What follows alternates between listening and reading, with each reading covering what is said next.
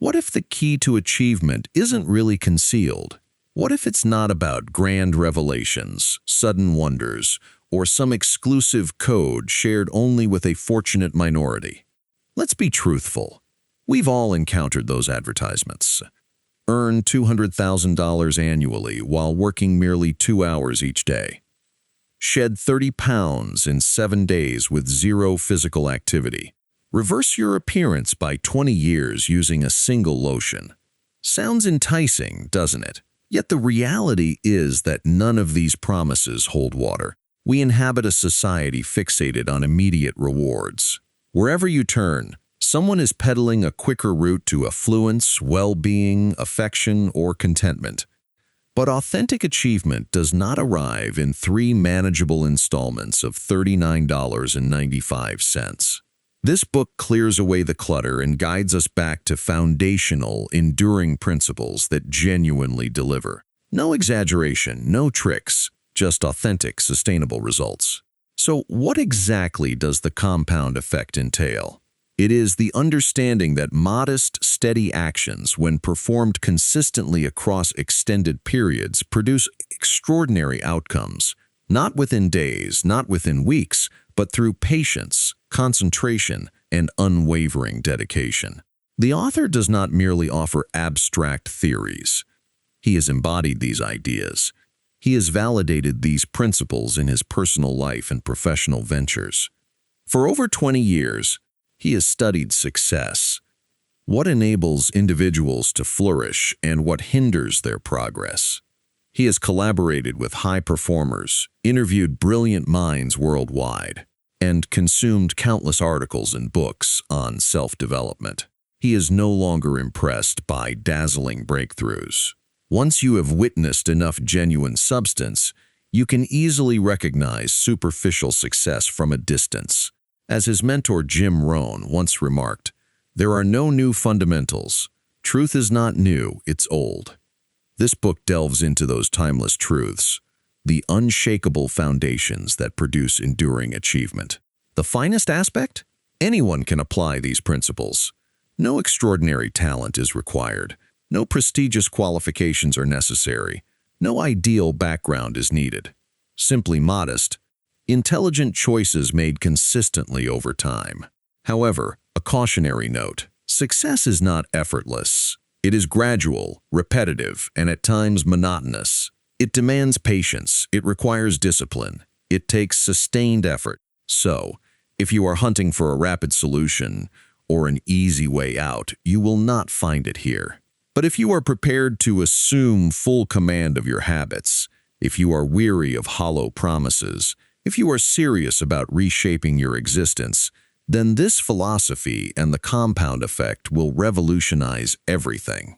You do not need additional information.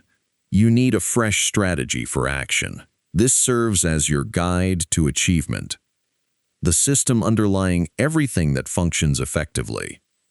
Once you master it, there is no limit to what you can accomplish. Chapter 1. The compound effect in practice. You have encountered the proverb about steady progress winning the race. Consider the fable of the tortoise and the hare.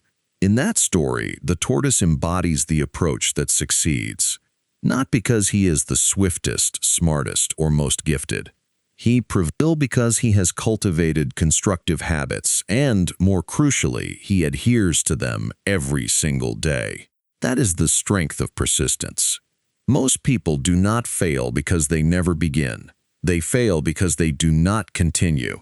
They lack steadfastness. The author absorbed this lesson early from his father. When he was still an infant, his parents separated. His father raised him alone and was far from gentle. He was a stern, no-excuses football coach, and that discipline shaped everything. Each morning without exception, his father would be in the garage lifting weights directly beside his bedroom. The thudding sound of metal striking concrete became his alarm. On the wall hung a prominent sign: "No pain, no gain." Rain, cold, heat, none of it mattered. He showed up every day. That consistency taught something essential. It is not about motivation.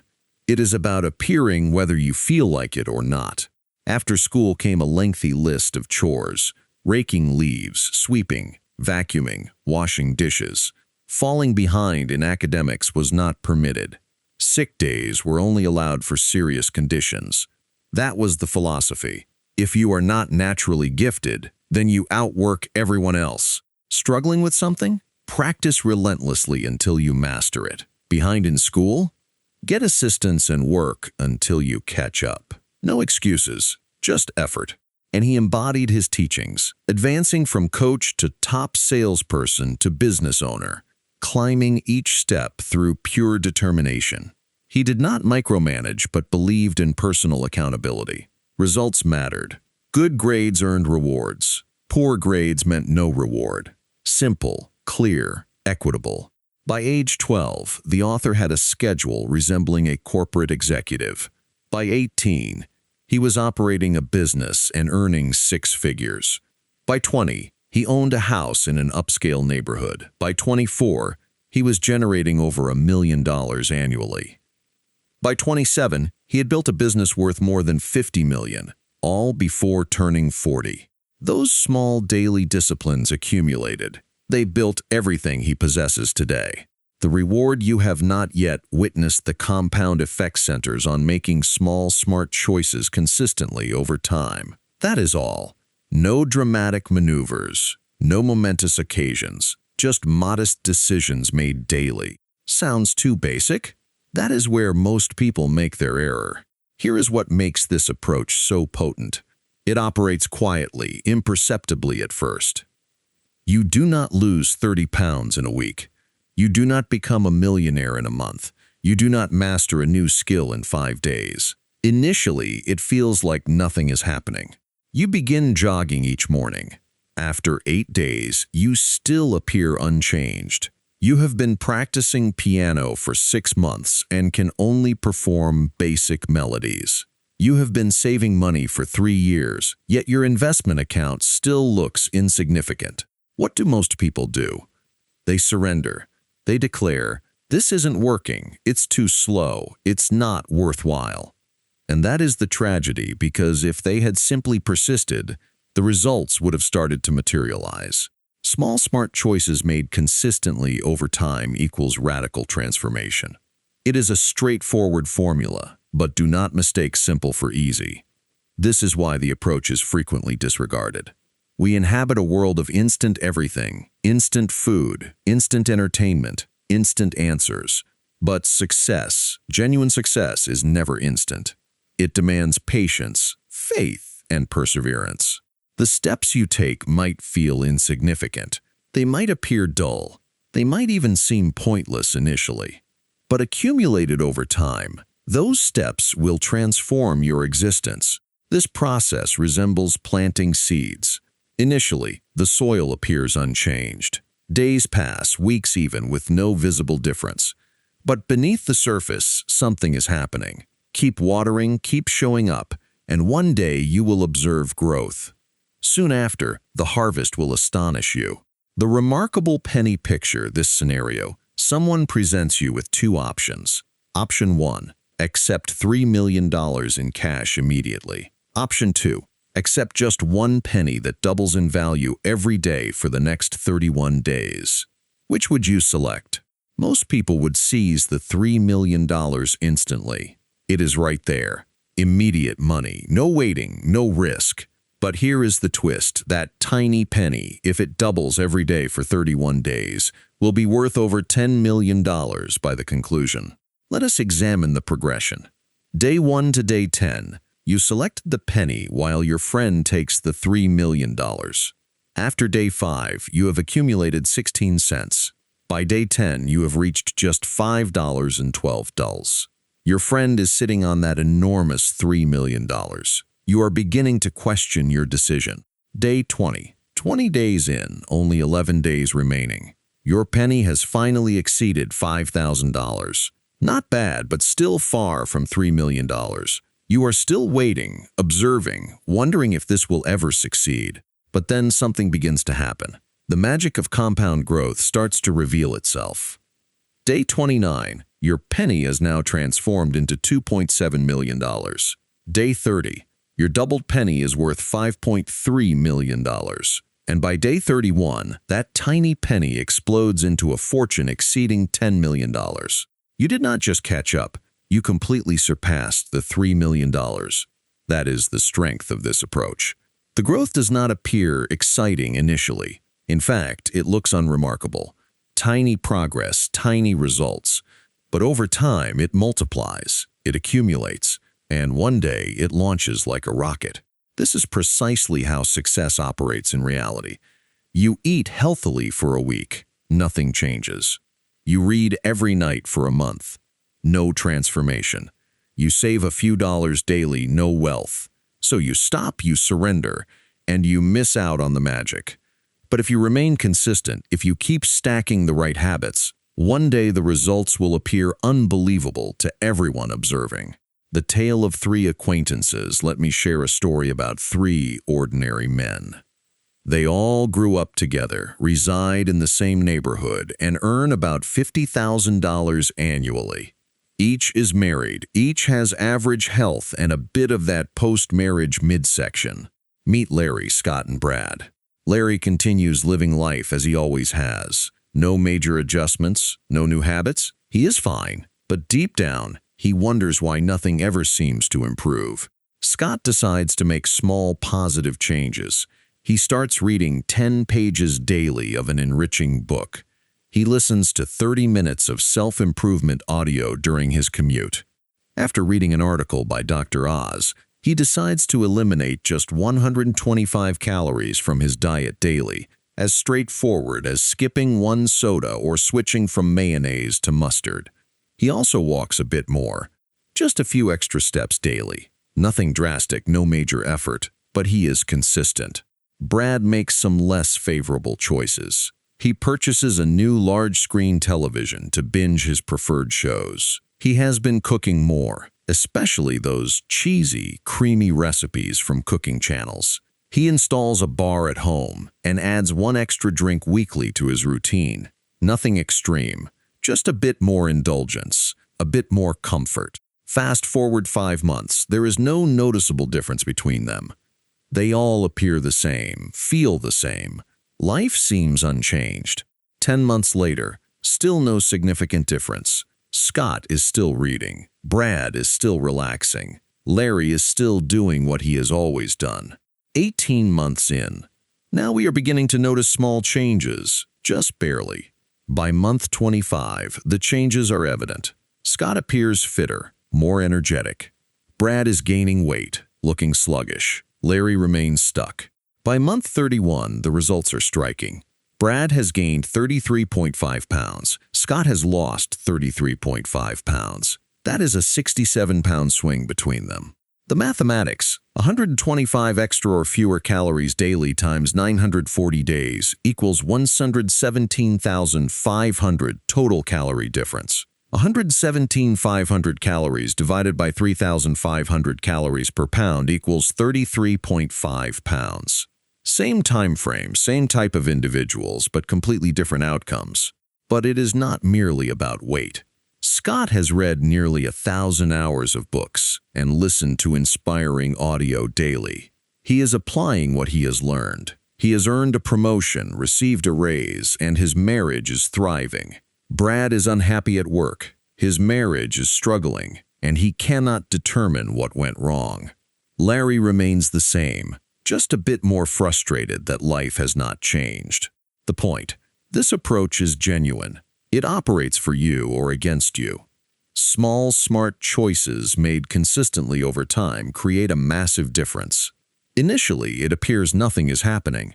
But one day, it seems someone became an overnight success. That success is not overnight. It is the result of hundreds of quiet, invisible victories. How a single muffin transformed everything. The story of the three friends might have seemed dramatic. But the truth extends even deeper, because this approach does not merely change what is visible. It begins to shape everything beneath the surface too, like a small droplet in water that sends ripples across an entire lake. Let us examine one small decision more closely. Brad decides to try a muffin recipe he saw on a cooking show. He bakes it. It turns out wonderfully. His family loves it. He feels proud. It seems innocent, even heartwarming. So he bakes again and again. Sweets become a more regular part of his routine. He is enjoying his own cooking and consuming more than his share. Not enough to raise eyebrows, but sufficient to tip the scales. What occurs next? At night, Brad feels sluggish. He does not sleep well. He awakens feeling groggy. That makes him irritable, and his mood starts affecting his work performance. He is now slightly less productive, leading to a few disappointing remarks from his supervisor. That discouragement carries over, and now Brad begins disliking his job. The commute home feels longer. The stress feels heavier, so he reaches for comfort food again to unwind. The cycle begins. Once upon a time, Brad would take evening strolls with his wife, but now he simply does not feel like it. Low energy, no motivation. So the walks cease. Their conversations become briefer, their connection weaker. His wife misses their time together. She wonders what has changed. Since Brad is no longer getting fresh air, he is not receiving those endorphin boosts that kept his mood balanced. He feels low, unhappy, and it spreads. Brad starts noticing flaws in himself and in others. He does not compliment his wife anymore. He feels slightly out of shape, a bit less confident, a bit less romantic. Late at night, he turns on the television, not for entertainment, but for escape. His wife begins to feel lonely. She tries to talk to him. She complains, but Brad feels like she is merely nagging. She becomes needy, then distant. She pours her energy into her work, spends more time with friends. Men begin to notice her, flirt with her. She does not cheat, but she feels seen again. Brad can sense something is off, but instead of looking inward, he blames her. He is confused, frustrated. He does not realize that it all started with that small muffin habit and how it snowballed into something so much larger. Meanwhile, his friend Scott, the one reading 10 pages daily, is thriving. He feels energized, focused, connected. He is receiving promotions. He is more present at home. His relationship is flourishing. Not because he made one giant leap, but because he repeated simple daily disciplines consistently. Every day we are making choices, and this approach never ceases operating. The results are predictable, measurable, and guaranteed if you remain committed. Why success often fails and how to prevent it, let us face it. The most challenging aspect of this approach is not comprehending it. It is maintaining it day in and day out before we can finally observe the payoff. The rewards do not materialize overnight. They emerge slowly, quietly, then all at once. Our grandparents understood this. They did not require television infomercials promising six-pack abs in 30 days or some expert selling real estate riches in 6 months. No, they rose early, worked diligently, 6 days weekly from sunrise to sunset. They did not pursue shortcuts. They lived by something we have nearly forgotten today: hard work, discipline, consistent habits.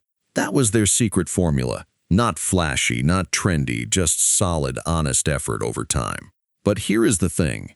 Success does not always endure forever. Wealth, prosperity, even strong values tend to skip generations. Why? Because abundance can foster complacency. The next generation grows up surrounded by success, but they did not earn it.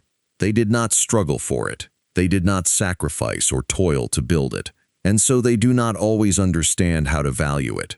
Children of royalty, movie stars, corporate heirs, often mature entitled, not disciplined, surrounded by luxury but lacking grit because they did not develop the habits that constructed the empire.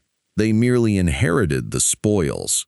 This mindset appears everywhere, in ordinary families, in adults who once worked hard but now take shortcuts, in a society addicted to comfort. We have become soft mentally, emotionally, and physically. As a culture, we have lost our connection to what genuinely requires success. Words like grit, fortitude, and resilience are not glamorous anymore. They are old-fashioned, boring, uncool. Yet those are precisely the traits that built every enduring legacy in history. Nothing fails quite like success. Success left unchecked often leads to failure. Why? Because once people become comfortable, they stop doing the things that brought them there.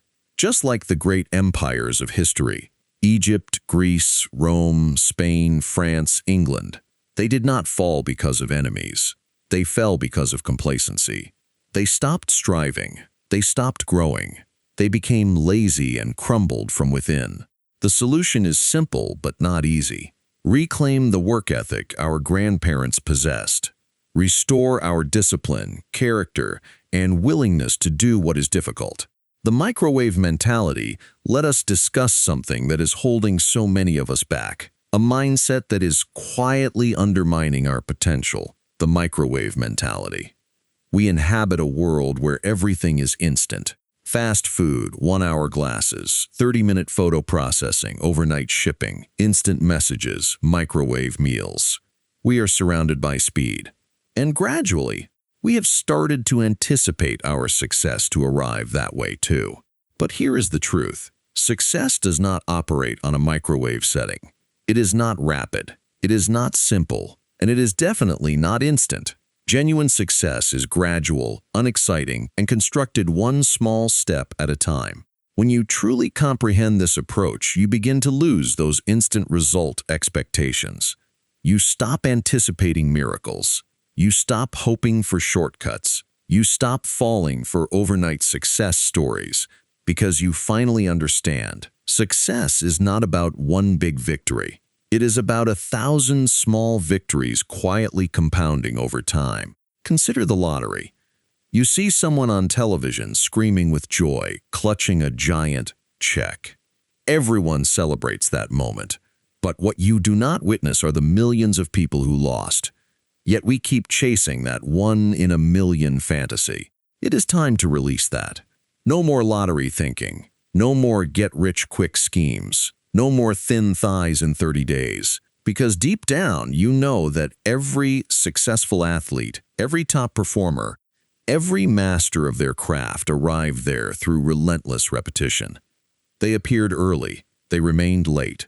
They trained while others rested. They failed, became frustrated, felt lonely and exhausted. But they persisted. Behind every great story is a grind you do not witness. The only authentic path to success is through a consistent series of mundane, unappealing, repetitive disciplines. It is not glamorous. It is not Instagram-worthy, but it functions. This approach is always operating. Right now, as you are reading this, it is either working for you or against you. Your habits, thoughts, and actions are all building momentum in a direction. The question is, which direction? Because it does not matter where you are on the curve. You can begin today. You can make simple positive changes and steer the trajectory of your life upward. You are not trapped. You are not too late. All it requires is a decision to start doing the right small things daily and let time handle the rest. Chapter 2. Decisions. We all enter this world identically. Naked, frightened, and clueless. None of us arrive with instructions. We all start with a clean slate.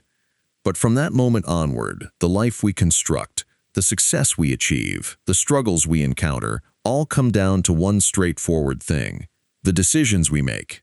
Every decision you make becomes a brick in the foundation of your life.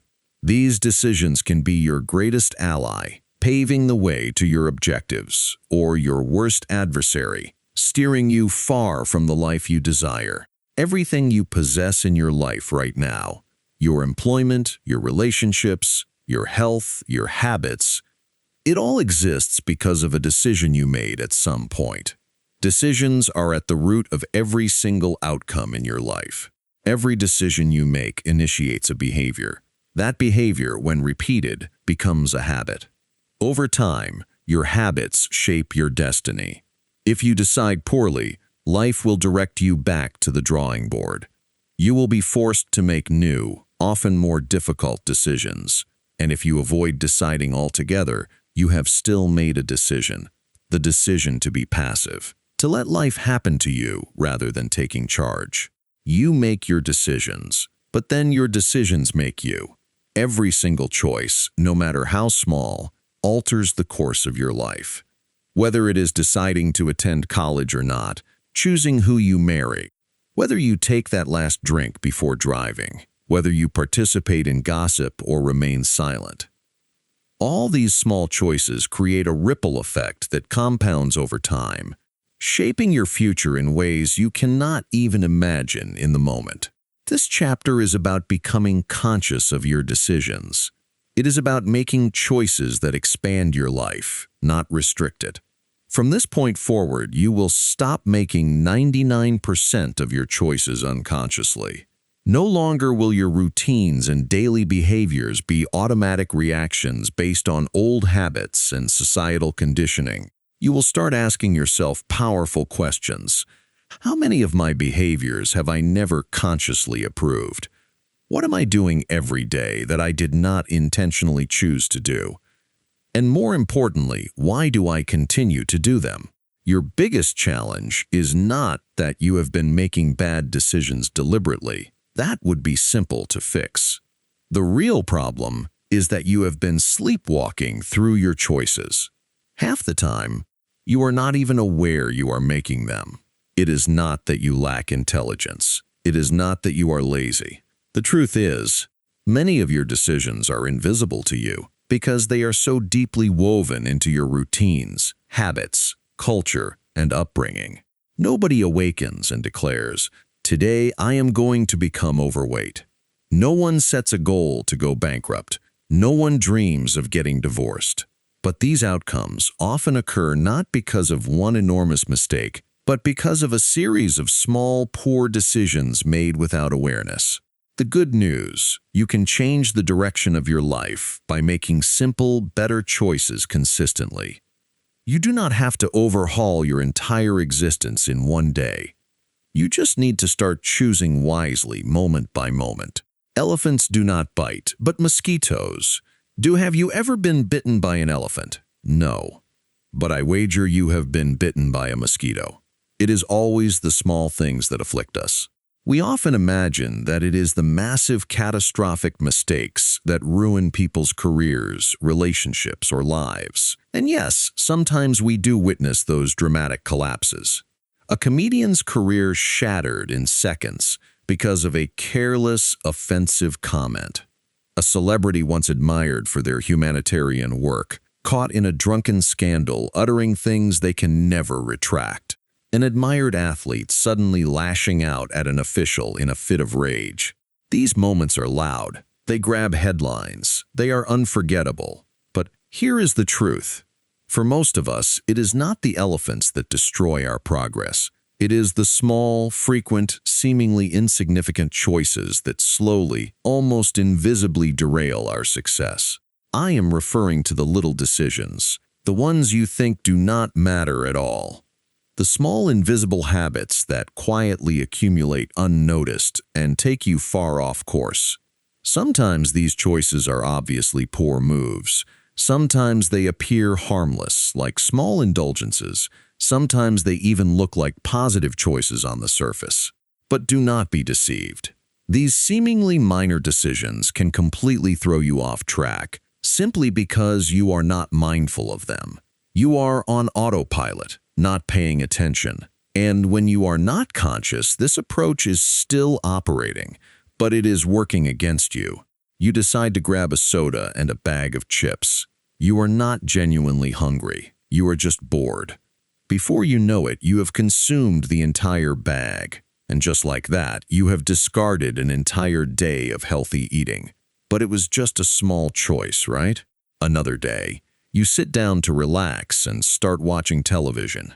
You tell yourself it is just for a few minutes. Perhaps it is even an educational documentary, so it feels productive. But 2 hours pass, and suddenly you realize you have run out of time to prepare for tomorrow's important presentation. In a casual conversation with a loved one, you blurt out a small, unnecessary falsehood. The truth would have been simpler, but you uttered the lie anyway. Why? You do not even know what is happening here. It is straightforward. You have allowed yourself to make choices without thinking. As long as you are making unconscious choices, you have no control over the outcomes.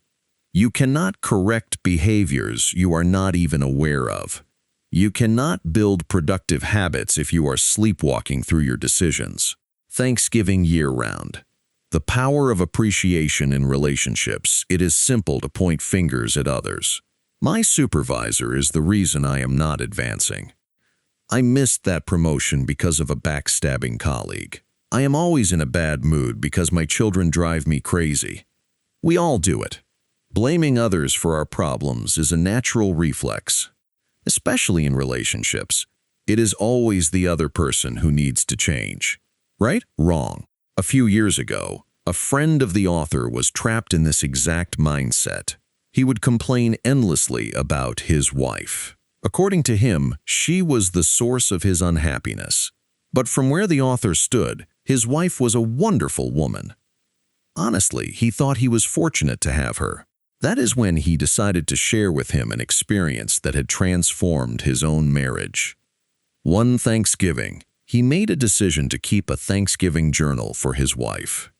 Every single day for an entire year, he wrote down at least one thing he appreciated about her. It could be something simple, the way she laughed with her friends, how she cared for their dogs, the way she made their bed, a delicious meal she prepared, or even how beautifully she styled her hair. He started noticing things he had previously overlooked, the small acts of kindness, the subtle gestures of affection, the unique qualities that made her who she was. Day by day, entry by entry, he filled that journal. The following Thanksgiving, he gave her that journal as a gift.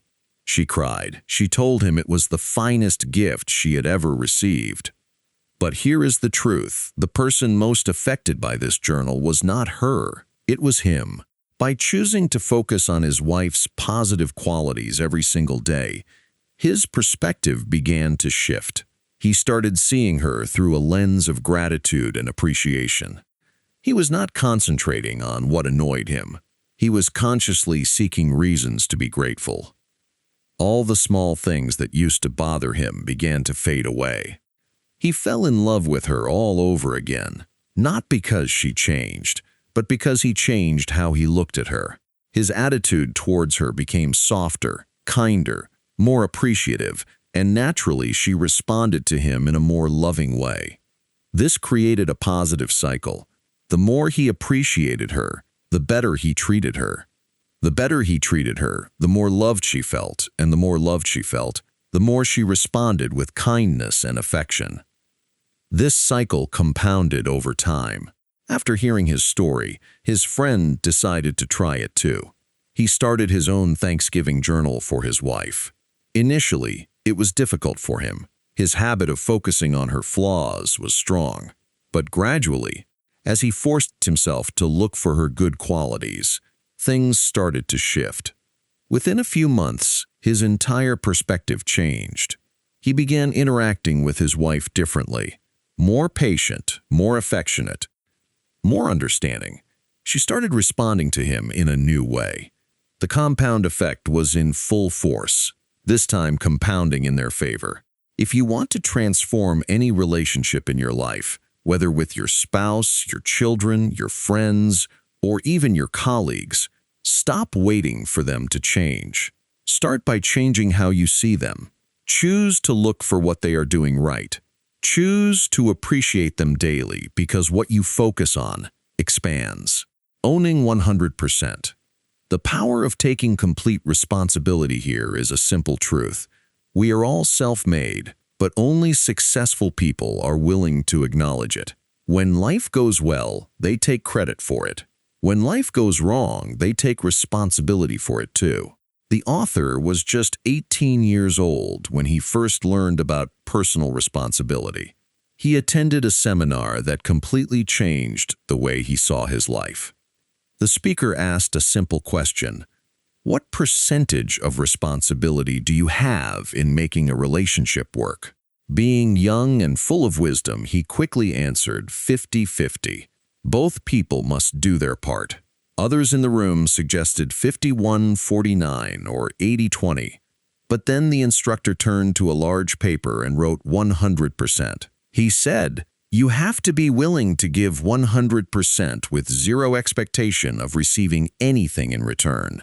That impacted him deeply because it meant this: only when you take 100% responsibility for making a relationship work will it work. If you leave it to chance, blaming the other person, or waiting for them to change, it will always be unstable. But this idea was not just about relationships. It applied to everything in life. If you choose to take 100% responsibility for your choices, your actions, and even how you respond to what happens to you, you hold the power. Everything becomes up to you. No more blaming the economy, your supervisor, the weather, your upbringing, or any other excuse. Most people think they already take responsibility for their lives. But examine closely. Have you ever blamed traffic for being late, or said you are in a bad mood because of something your spouse or coworker did? Perhaps you said, "I couldn't finish the work because the printer was slow." In all these situations, you are surrendering your power. You are saying your life is controlled by others, by circumstances. But here is the truth. You were late. Perhaps you should have departed earlier. The printer was busy. Shouldn't you have printed it sooner? You are 100% responsible for everything you do, do not do, or how you react to what happens to you. This mindset will transform your life. Success is not about luck or the perfect situation or waiting for someone else to fix things. If it is going to be, it is up to me. No matter who is in charge of the country, no matter what is happening in the economy, no matter what someone else says or does, you are in control of you. When you choose to abandon the habit of blaming, when you stop waiting for someone else to fix things, when you take 100% ownership of your life, you become free. You hold the power to change your destiny. The truth about luck and achievement, perhaps, you have thought to yourself, "I am just not lucky." Maybe you believe that some people are destined for success while others are doomed to struggle. But here is the truth. That is merely an excuse. The difference between people who are wealthy, happy, and healthy, and those who are broke, depressed, and unhealthy is not luck. It is the choices they make day after day, moment by moment. Certainly, luck exists, but it is not what you think. If you awoke today, if you are breathing, if you have your health, if you have some food in the kitchen, you are lucky. Many people in this world do not even have that. The problem is most people do not recognize how lucky they already are. Luck is not some magical force that selects favorites. It is not a lottery ticket that randomly lands in someone's lap. Luck is something that everyone has access to. But what separates the successful from everyone else is how they respond when luck appears. The author once asked Richard Branson, the billionaire entrepreneur, whether he believed luck played a part in his success. Branson said something powerful. "Yes, of course, we are all lucky. If you live in a free society, you are lucky. Luck surrounds us every day. The difference is when luck came my way, I took advantage of it. Luck is useless if you are not prepared to act on it." We have all heard the saying, "Luck is when opportunity meets preparation." But there are two other ingredients that most people forget about when it comes to getting lucky: awareness and taking action. Opportunities are all around you every single day. But most people are too distracted, too busy, or too negative to notice them. That is where awareness comes in. You have to train yourself to see the small chances, the hidden opportunities that others overlook. And once you see them, you need to act immediately. That is action. Many people see opportunities, but they hesitate. They overthink. They wait for the perfect time. And by the time they are ready, the opportunity has vanished. If you want to be lucky, here is the formula. Prepare yourself, stay aware, and when luck appears, take action without delay. The complete formula for attracting luck. People often think luck is this magical force that randomly blesses some people and ignores others. But here is the truth. Luck is not random. Luck follows a formula. And once you understand it, you will see that luck is not about chance. It is about preparation, mindset, and action. Here is the simple formula for getting lucky. Preparation plus attitude plus opportunity plus action equals luck. Preparation means being ready before luck knocks. When you are constantly improving yourself, building your skills, gaining knowledge, expanding your network, and strengthening your resources, you position yourself to take advantage of opportunities when they appear. The legendary golfer Arnold Palmer once said, "It is a funny thing. The more I practice, the luckier I get." That is not coincidence. Attitude means you will only see luck if you believe in it. If you believe opportunities are scarce, you will never see them, even when they are right in front of you. But if you train your mind to look for the positive, to search for chances, you will start noticing opportunities everywhere. You cannot see what you are not looking for, and you will not look for what you do not believe exists. Opportunity appears unannounced. You cannot plan for it or predict it. Sometimes opportunities arrive faster or in a different form than you imagined. But when they do, will you be ready? Opportunity does not shout. It whispers, and only those who are prepared and paying attention will hear it. Action is the final and most important step. It does not matter how many lucky breaks life sends your way. If you do not take action, they are worthless. Opportunities are meaningless without action. This is the difference between people like Richard Branson and everyone else. Stop blaming your circumstances. Stop complaining about the cards you were dealt or how unlucky you have been. There are countless people with fewer resources, bigger challenges, and tougher lives than you who are wealthier, happier, and more fulfilled. Why? Because they prepared, they maintained a positive attitude, they noticed opportunities, and most importantly, they took action. The high cost of tuition at the University of Hard Knocks. Let me share a story. Nearly a decade ago, the author was invited to join a new startup business as a partner. He invested a substantial sum, over $330,000, and worked tirelessly on it for almost 2 years. But then everything collapsed. He discovered that his business partner had completely mismanaged the finances and wasted all the money. Just like that, it was gone. Now, you might expect that he would be furious, perhaps even take him to court, but he did not. In fact, he later lent him more money when he had a personal emergency. Seems irrational, right? But here is the truth. That loss was his fault. He had agreed to enter business with him without conducting proper research. He did not verify his background adequately. He did not investigate his character thoroughly enough. During the business, he was not monitoring the financial details. He trusted him to handle it. But in reality, he was being negligent. He ignored warning signs. He overlooked red flags. Every decision that led to that loss was a choice he made. Ultimately, he was 100% responsible for the outcomes. When he discovered what had happened, he had a choice: waste more time and energy fighting it, or accept responsibility, learn the lesson, and move forward. He chose to move forward. The most valuable lessons in life often come from the University of Hard Knocks. The tuition is expensive, but the education is priceless. No matter what has happened to you in the past, no matter who wronged you, betrayed you, or let you down, take complete responsibility for it. Good or bad, victory or defeat, own it. His mentor once said, "The day you graduate from childhood to adulthood is the day you take full responsibility for your life."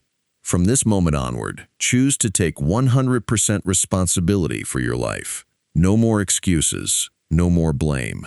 Your choices have the power to free you as long as you are willing to own them. Your secret weapon.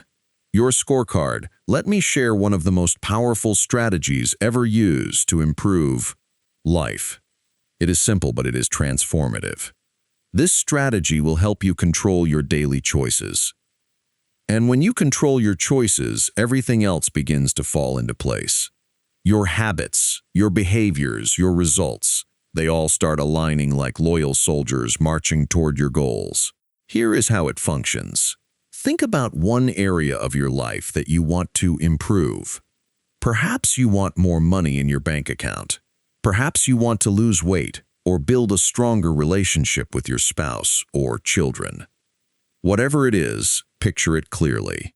Now think about where you are in that area today, and then picture where you want to be. The first step to any change is awareness. You cannot change what you are not aware of. If you want to move from where you are to where you want to be, you need to start paying attention to the small choices that are silently steering you in the wrong direction. Here is the secret weapon. Track your choices. Every single action related to that area of life you want to improve, write it down. If you want to eliminate debt, track every penny you spend. If you want to lose weight, track everything you eat and drink. If you are training for a major athletic event, track every step, every workout, every repetition. Carry a small notebook with you. Keep a pen or pencil with it and write everything down every day. No exceptions, no excuses. Writing things down on a piece of paper. That is it. It may sound too simple to be effective, but this is one of the main reasons behind success. Tracking your actions forces you to remain conscious of your decisions. What is simple to do is also simple not to do. That is the trap. The magic is not in the complexity of the task. The magic is in doing simple things consistently long enough to unleash the power of the compound effect. Most people neglect the simple things that create the biggest results in life. That is the real difference between successful people and unsuccessful people. Successful people are willing to do the small, tedious, boring things that others are not. They are willing to maintain discipline when others become lazy. They are willing to track their progress when others lose focus. Your scorecard is your secret weapon. Use it. The Money Trap. The power of monitoring. In his early 20s, the author was earning substantial income selling real estate. Life was good. Or so he thought. One day, he sat down with his accountant who looked him directly in the eyes and said, "You owe over $100,000 in taxes." He was shocked. "I do not have that kind of money available," he said. His accountant calmly asked, "Why not? You earned several times that amount. Did you not set aside money for taxes?" That is when he had to admit something painful. He did not know where the money went. The money had slipped through his fingers like water. He was not paying attention. His accountant provided a valuable reality check. "Son, you are spending money like a reckless fool. You do not even know where the money is going. That is foolish. Stop it. You are digging your financial grave with your own wallet." He instructed him to do one simple thing that completely transformed his life. For the next 30 days, carry a small notebook in your pocket. Write down every single cent you spend. Whether it was $1,000 for a new suit or 50 cents for air at the gas station, it all had to go in the notebook. Instant awareness. Suddenly, he noticed how many unconscious spending decisions he was making.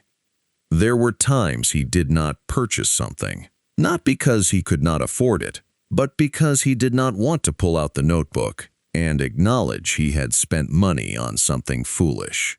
Tracking money for 30 days built a new discipline. It did not merely help him spend less. It helped him save more, invest smarter, and even enjoy his spending more because now every purchase was intentional. But tracking is not exclusively for money. Over the years, he has used this same strategy to track what he eats and drinks, how much he exercises, how many sales calls he makes, how much time he spends learning new skills, even how he nurtures relationships with family and friends. Every time he tracks, he improves. How do casinos in Las Vegas generate so much revenue? Because they track every table, every hand, every minute. How do Olympic trainers produce world-class athletes? Because they track every workout, every calorie, every micronutrient. All winners are trackers. You cannot improve what you do not measure. From this moment onward, track yourself as if you are a valuable commodity, because you are. Begin slowly and steadily take a deep breath. Do not panic. We are not going to overturn your life overnight. We are starting gradually and easily. Track just one habit for 1 week. That is all. Pick the habit that seems to control you the most. It could be your eating habits, your spending, your screen time, or anything else that is quietly steering your life off course. Let us say you choose eating because you want to lose weight. Your task is straightforward. Write down everything you consume, from the steak and salad at dinner to that tiny candy bar in the break room, to the extra glass of wine when the host tops you off. Do not forget the drinks, sodas, coffee, that sneaky late-night hot chocolate. They all count. Each day, take a fresh page, write the date at the top, and start logging everything in that category. That is it. Keep it organized. Keep it relentless. What will happen after just 1 week?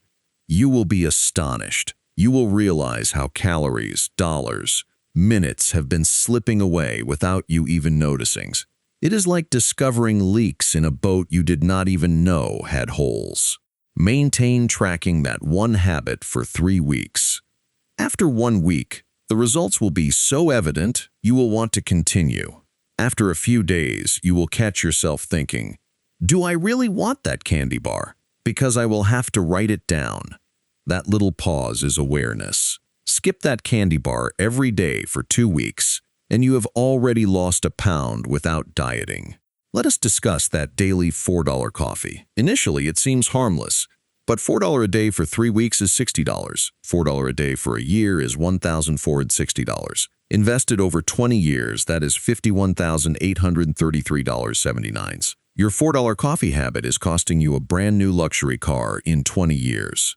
When you track like this, you stop sleepwalking through life. You awaken.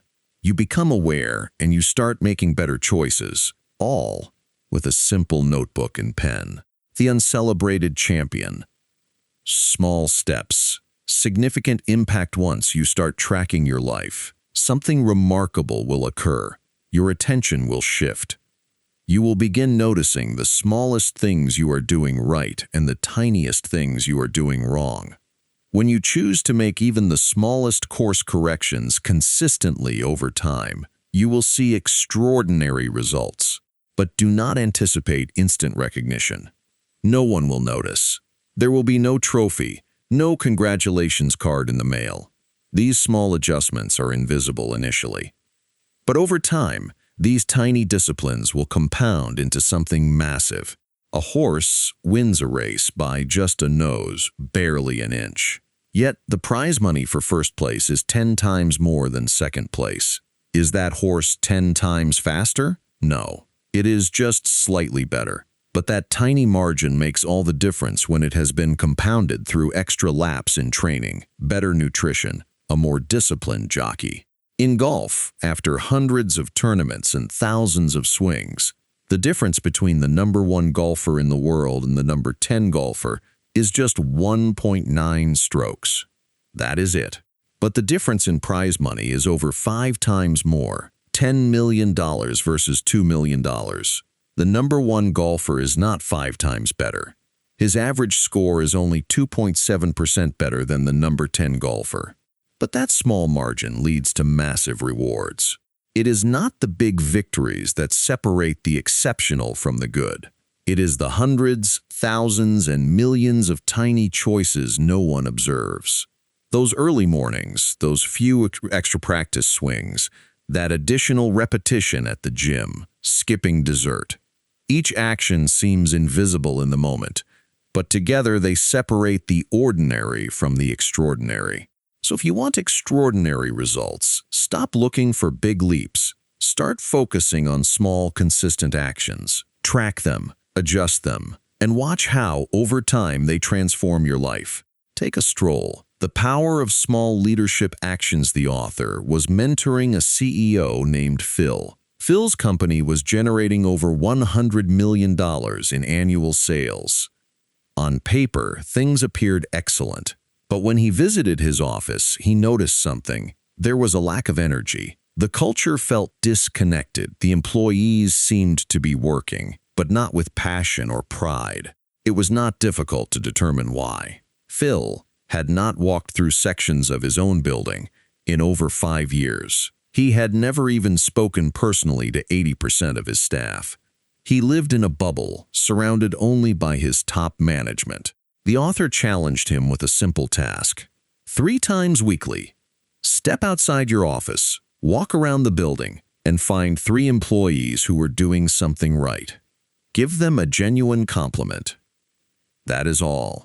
This small action required less than an hour weekly from Phil, but over time it created massive results.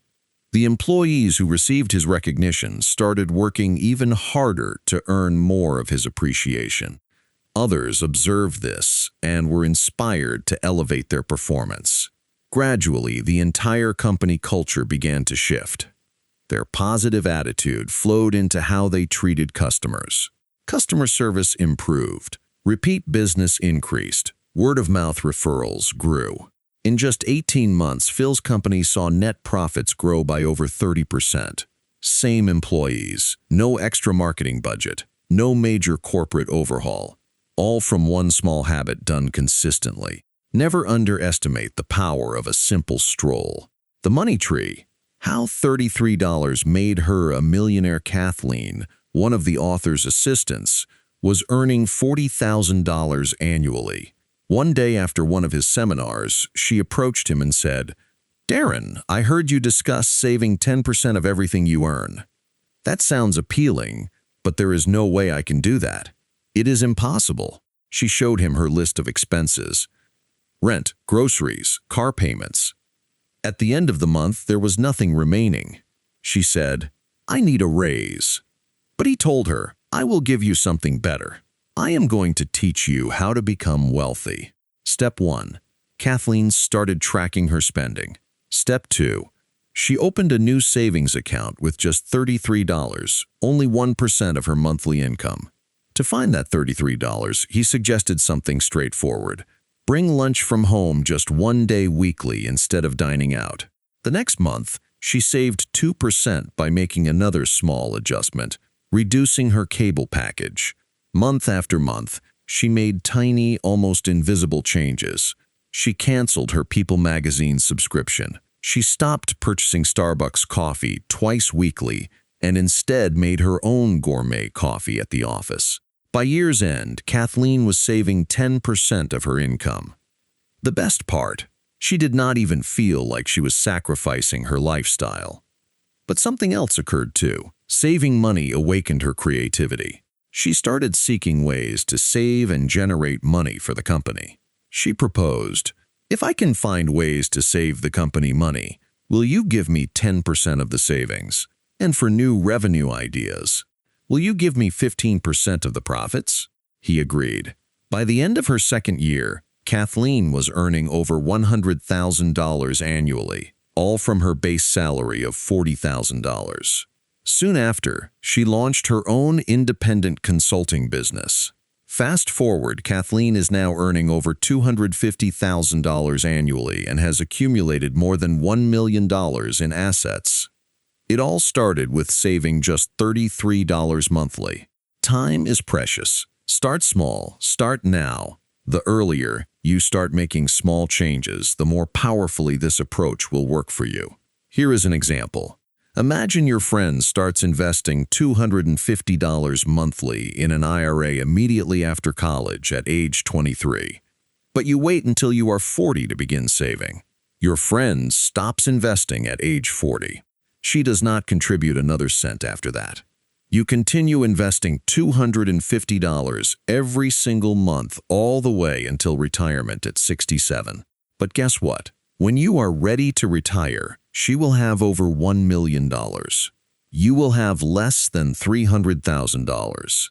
Even though you invested for much longer and contributed 27,000 more than she did, you end up with 1/3 of what she has. That is the cost of procrastination.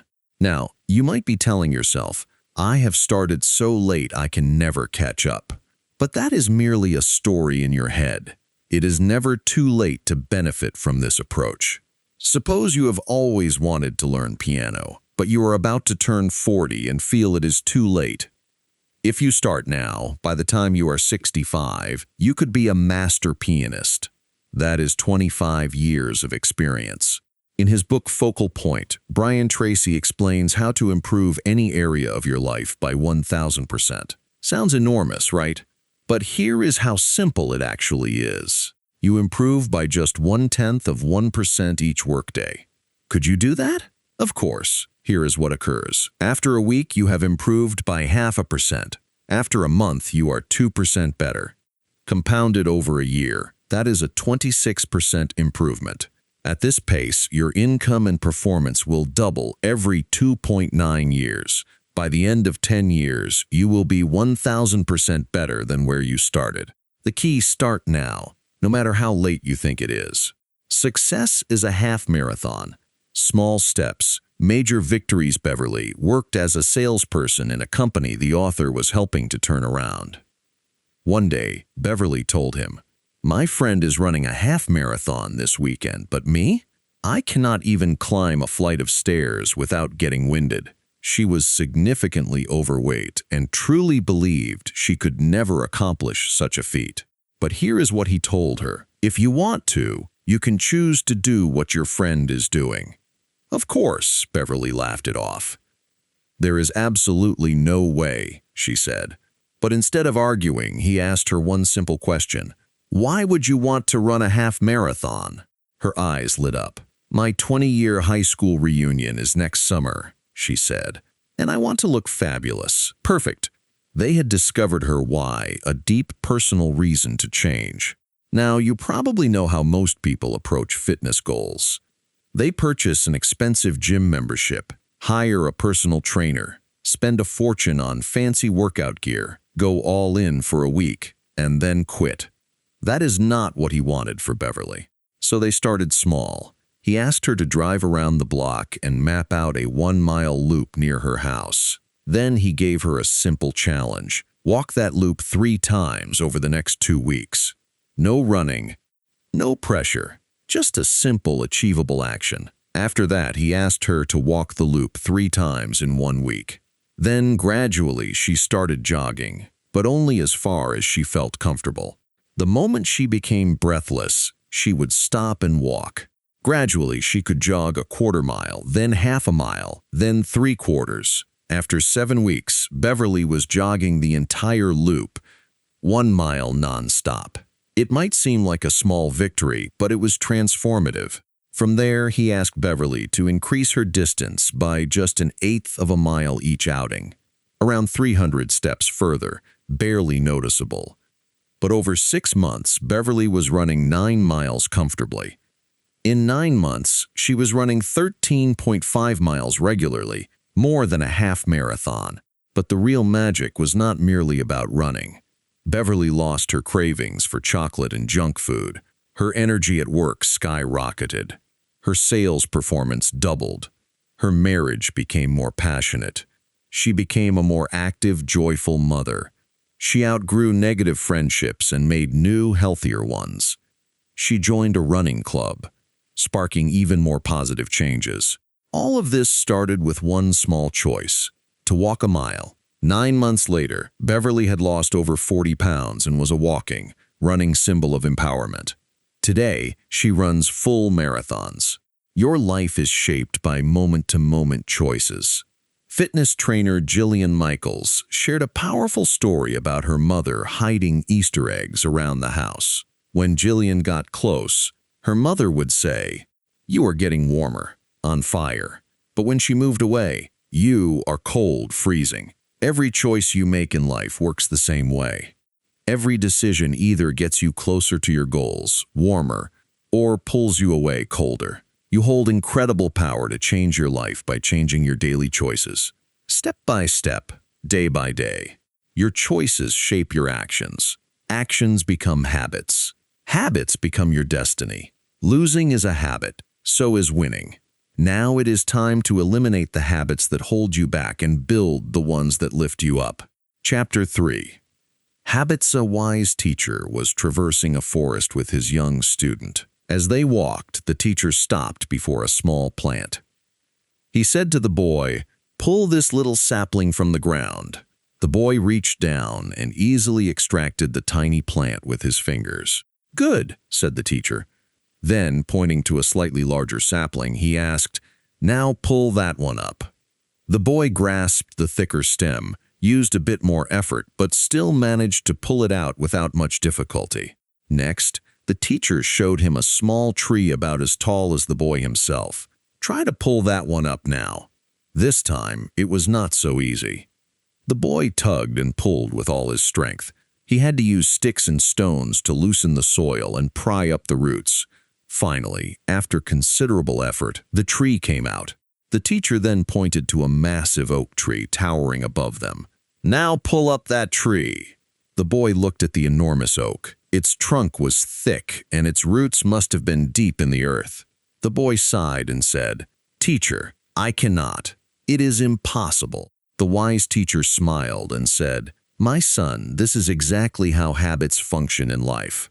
When a habit is new, like the small sapling, it is easy to remove and change. But as time passes, that habit grows stronger. Its roots go deeper. It becomes harder to change. If you permit a bad habit to grow for too long, it will become like this huge oak tree, so deeply rooted that you may feel it is impossible to remove. Start working on your habits when they are small. Do not wait until they have grown into something massive and difficult to change. Creatures of habit. Aristotle once said, "We are what we repeatedly do. What we do over and over becomes who we are."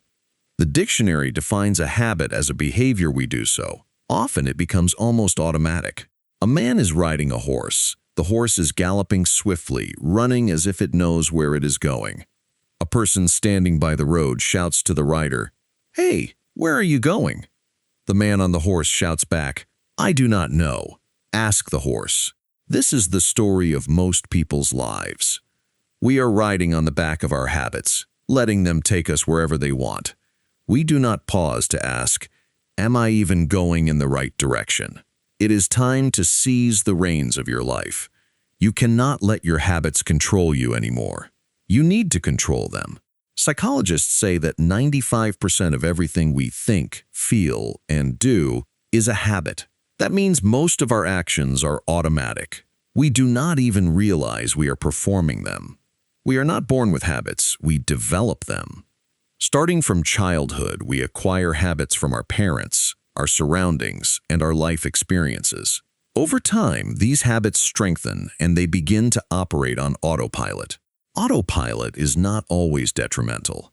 Imagine if you had to think carefully every single time you brushed your teeth, or when you fastened your seatbelt, or prepared breakfast.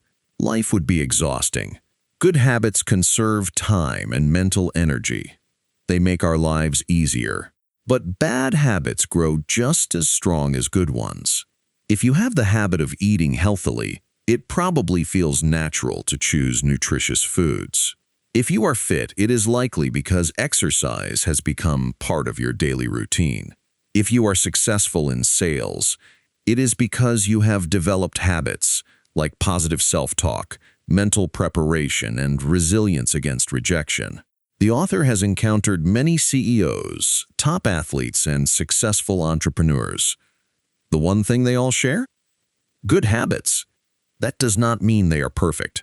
They still have bad habits, but not many, and that makes all the difference. Success is not about being exceptionally intelligent or incredibly talented. It is about what you do consistently. It is about habits that propel you to become better, to keep learning, improving, and preparing. Larry Bird, the basketball legend, was not the fastest, tallest, or most athletic player. In fact, some people even said he appeared awkward on the court. But Larry Bird became one of the greatest basketball players of all time. How? Habits. Every morning before school, Larry would shoot 500 free throws every single day. While others relied on talent, Larry relied on practice, discipline, and habits. You can do the same for yourself. You can train yourself to build habits that will make you a champion in your own life. Many of your current habits were formed unconsciously, but just as you learned them, you can also unlearn them. You have the power to change. It all starts with a choice and the willingness to practice new habits until they become automatic. Escaping the instant gratification trap, we all know the truth. Consuming Pop-Tarts will not help us lose weight. Watching hours of television every night will not make us smarter or more successful. Purchasing expensive running shoes does not mean we are ready to run a marathon. We know these things. We are rational beings, right? Then why do we keep falling into bad habits? The answer is simple: instant gratification. We crave quick rewards. We want pleasure now, and that need often makes us act without thinking. What if every time you took a bite of a Big Mac, you immediately collapsed from a heart attack? Would you go for a second bite?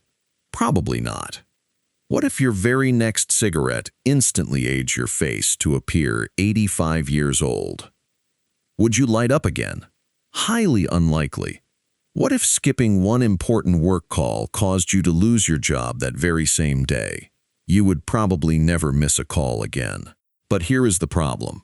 In real life, bad habits do not punish you instantly. The damage is slow, silent, invisible in the moment. You do not feel the heart attack today. You do not see your face aging after one puff. You do not get fired for skipping that task today. That is why bad habits feel so harmless. But make no mistake, this approach is still operating on you. Every small bad choice is like adding one tiny drop into a bucket. You do not notice it today, but one day the bucket overflows. Even the smallest changes in your routine can completely transform where you will end up. Imagine a plane departing from Los Angeles heading to New York City. Now, suppose the pilot adjusts the nose of the plane by just 1 degree. That is a shift so small you would not even notice it on the runway. But by the time that plane crosses the country, it will not land in New York. It will be 150 miles off course. This is exactly how your habits function.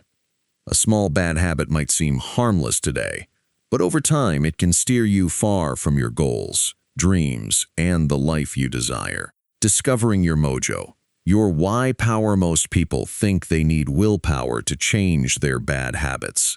But relying solely on willpower is like trying to prevent a hungry grizzly bear from stealing your picnic basket by covering it with a napkin.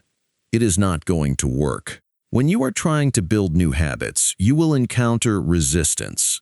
You will feel lazy, tired, uncomfortable, and in those moments, willpower alone will not be sufficient to save you. That is why so many people fail to maintain their goals. You have probably been there too.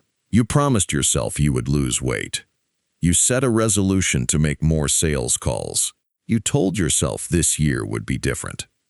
But after a while, you reverted to your old routine. It is not because you are weak. It is because willpower is not the real solution. What you need is why power. Your choices only have meaning when they are connected to your deepest desires and dreams. When you know why you want something, you will find the strength to continue even when it becomes difficult. But if you do not have a strong why, you will surrender the moment things become uncomfortable. Ask yourself, what do you really want? Why do you want it? What is so important to you that you are willing to fight for it day after day for years if necessary? Your why needs to be powerful. It needs to be so exciting, so meaningful to you that it pulls you out of bed each morning with energy and purpose. Your why is the source of your passion, your enthusiasm, and the fuel for your persistence. When you have a clear why, you do not have to push yourself constantly. Your why draws you forward. Without it, every goal feels like a struggle. With it, even the hardest work feels worthwhile. Why everything becomes possible here is a truth you need to understand. Your why is the key to making everything possible. You can learn all the strategies, the tips, the how-tos of success, but none of it will matter until your why is strong enough. Because when things become tough, when the work feels boring, hard, or exhausting, it is your why that will keep you going. Imagine this. I lay a 10-inch wide, 30-foot-long plank on the ground. I tell you, walk across this plank and I will give you $20. You would probably do it. Easy money, right? Now, change the scenario.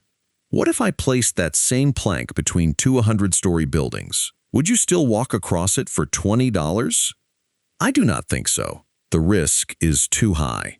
The reward is not worthwhile. But now imagine your child is on the rooftop of the opposite building. That building is on fire. Would you cross the plank to save your child? You would not even hesitate. You would run across that plank no matter how dangerous it is. What changed? The plank is the same. The risk is the same. But this time your why changed. That is the power of a meaningful why. When your reason is significant enough, you will do whatever it takes. You will find a way to get across, regardless of how difficult it is. That is why money and material goals are not sufficient. Sure, they are nice.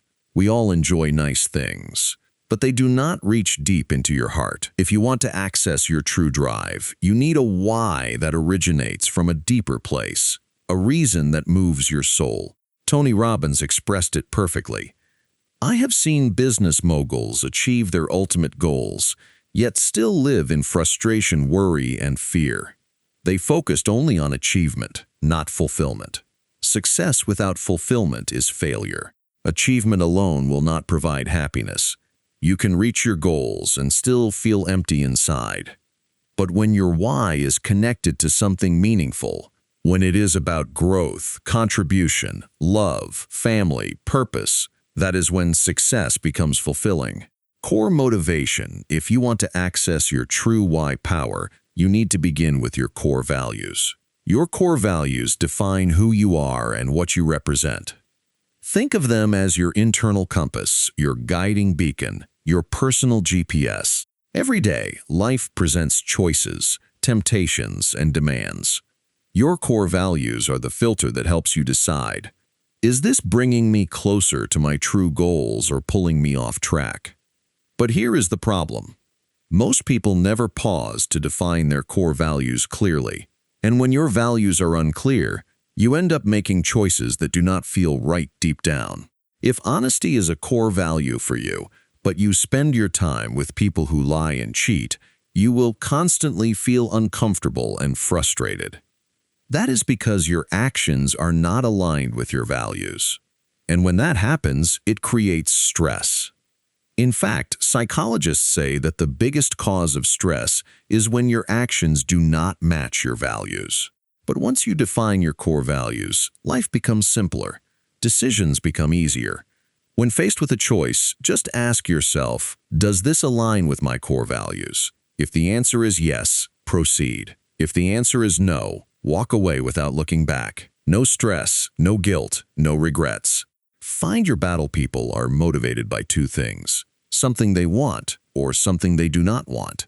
Love is a powerful motivator, but so is hate. Now, I know hate is not a word we like to use, but sometimes hating the right things can be beneficial for you. Hate disease, hate injustice, hate ignorance, hate laziness. Sometimes the fastest way to discover your inner fire is to find an enemy to fight. History is filled with stories where having an enemy sparked greatness. David had Goliath. America had the British. Luke Skywalker had Darth Vader. Rocky had Apollo Creed. Even companies have rivals. Apple has Microsoft. Microsoft has Apple. The point is, enemies give you a reason to stand tall. They challenge your strength, your skills, and your determination. Without a fight, we become soft. We become lazy. We lose our purpose. Many people feel guilty because their motivation is not noble. Some want to prove their critics wrong. Some want to defeat the competition. Some simply want to silence a sibling who always made them feel inadequate. But here is the truth. It does not matter why you are motivated as long as you remain motivated. Your why does not have to involve saving the world. Sometimes using a negative experience, a grudge, a frustration, an enemy, can drive you to create something incredibly positive. Pete Carroll, one of the greatest football coaches, once said, "When I was young, I was a little runt. I was too small to compete. But inside, I knew I had the potential. That frustration became my fuel." Anthony Hopkins, the legendary actor, struggled with dyslexia and ADHD long before those conditions were understood. Teachers labeled him a problem child. Society told him he would not amount to anything. He was angry. He was resentful. But instead of letting that anger destroy him, he used it. He discovered acting and made it his mission to prove everyone wrong. Today, Anthony Hopkins is considered one of the greatest actors in history. We all have the power to choose how we respond to life. You can blame chance, fate, or other people, or you can reclaim control. Past failures, insults, and sinful experiences do not have to be your weakness. They can be your fuel. Goals. This approach is always operating. Every choice you make, every habit you follow, is pushing you in a direction. The question is, where are you going? You can use the power of this approach to elevate you to incredible success, but only if you know where you want to go. You need clear goals. You need a destination. The author once attended the funeral of his mentor, Paul J. Meyer. His life was filled with achievements, adventures, and contributions. He lived a life that most people could not match in 10 lifetimes. As he listened to his obituary, he asked himself, "Am I dreaming big enough? Am I setting goals that truly challenge me?" Paul used to say something powerful. If you are not making the progress you want, it is because your goals are not clearly defined. If you are stuck, if you are frustrated, it might be because your goals are vague, blurry, or half-hearted. Paul also said, "Whenever you vividly imagine, ardently desire, sincerely believe, and enthusiastically act upon, must inevitably come to pass." It is not magic, it is focus. The single most important skill that transformed the author's life was learning how to set and achieve goals effectively. Something incredible happens when you focus all your creative power on a clear, specific target. It is like activating a laser beam. You become unstoppable. How goal setting actually works? Some people think goal setting is a mystery. Some call it the law of attraction, but it is actually very straightforward. You only see, experience, and receive what you are actively seeking. If you do not know what you want, you will not see it. It could be right in front of you, and you would miss it.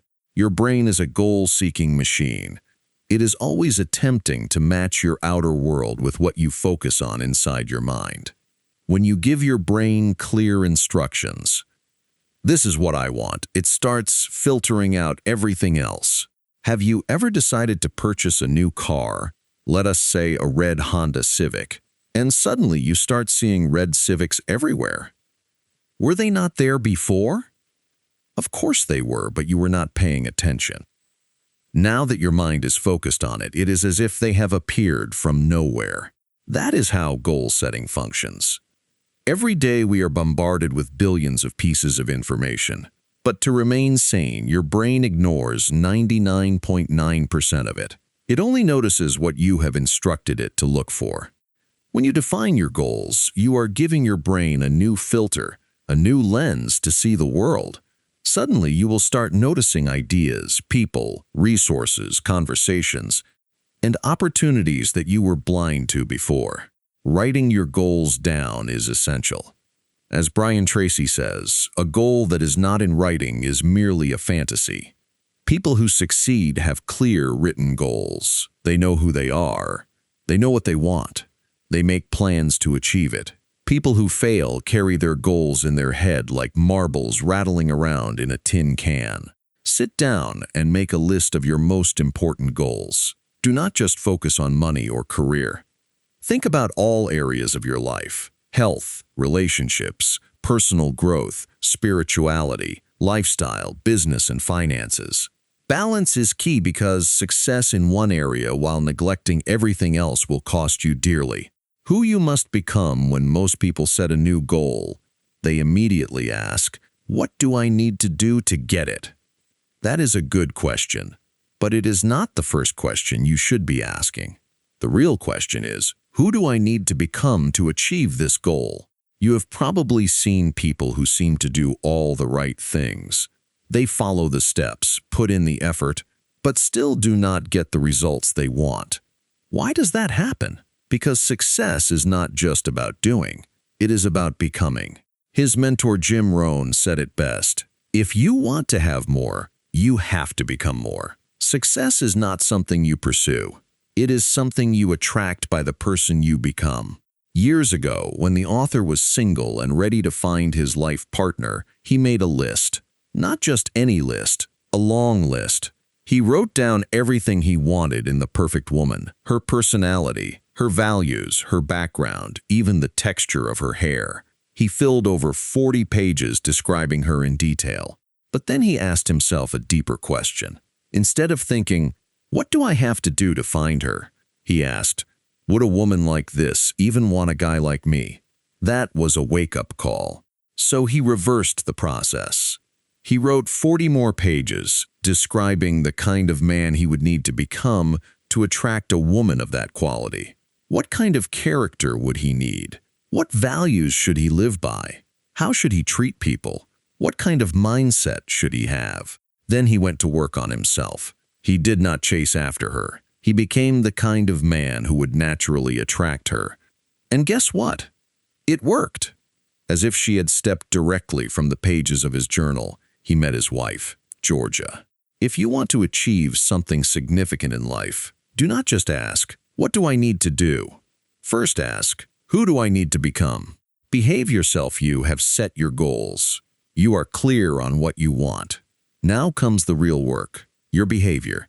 Between you and your goals is how you behave every single day. What habits do you need to stop doing? And what new habits do you need to start? Every little choice, whether good or bad, is moving you somewhere. The question is where.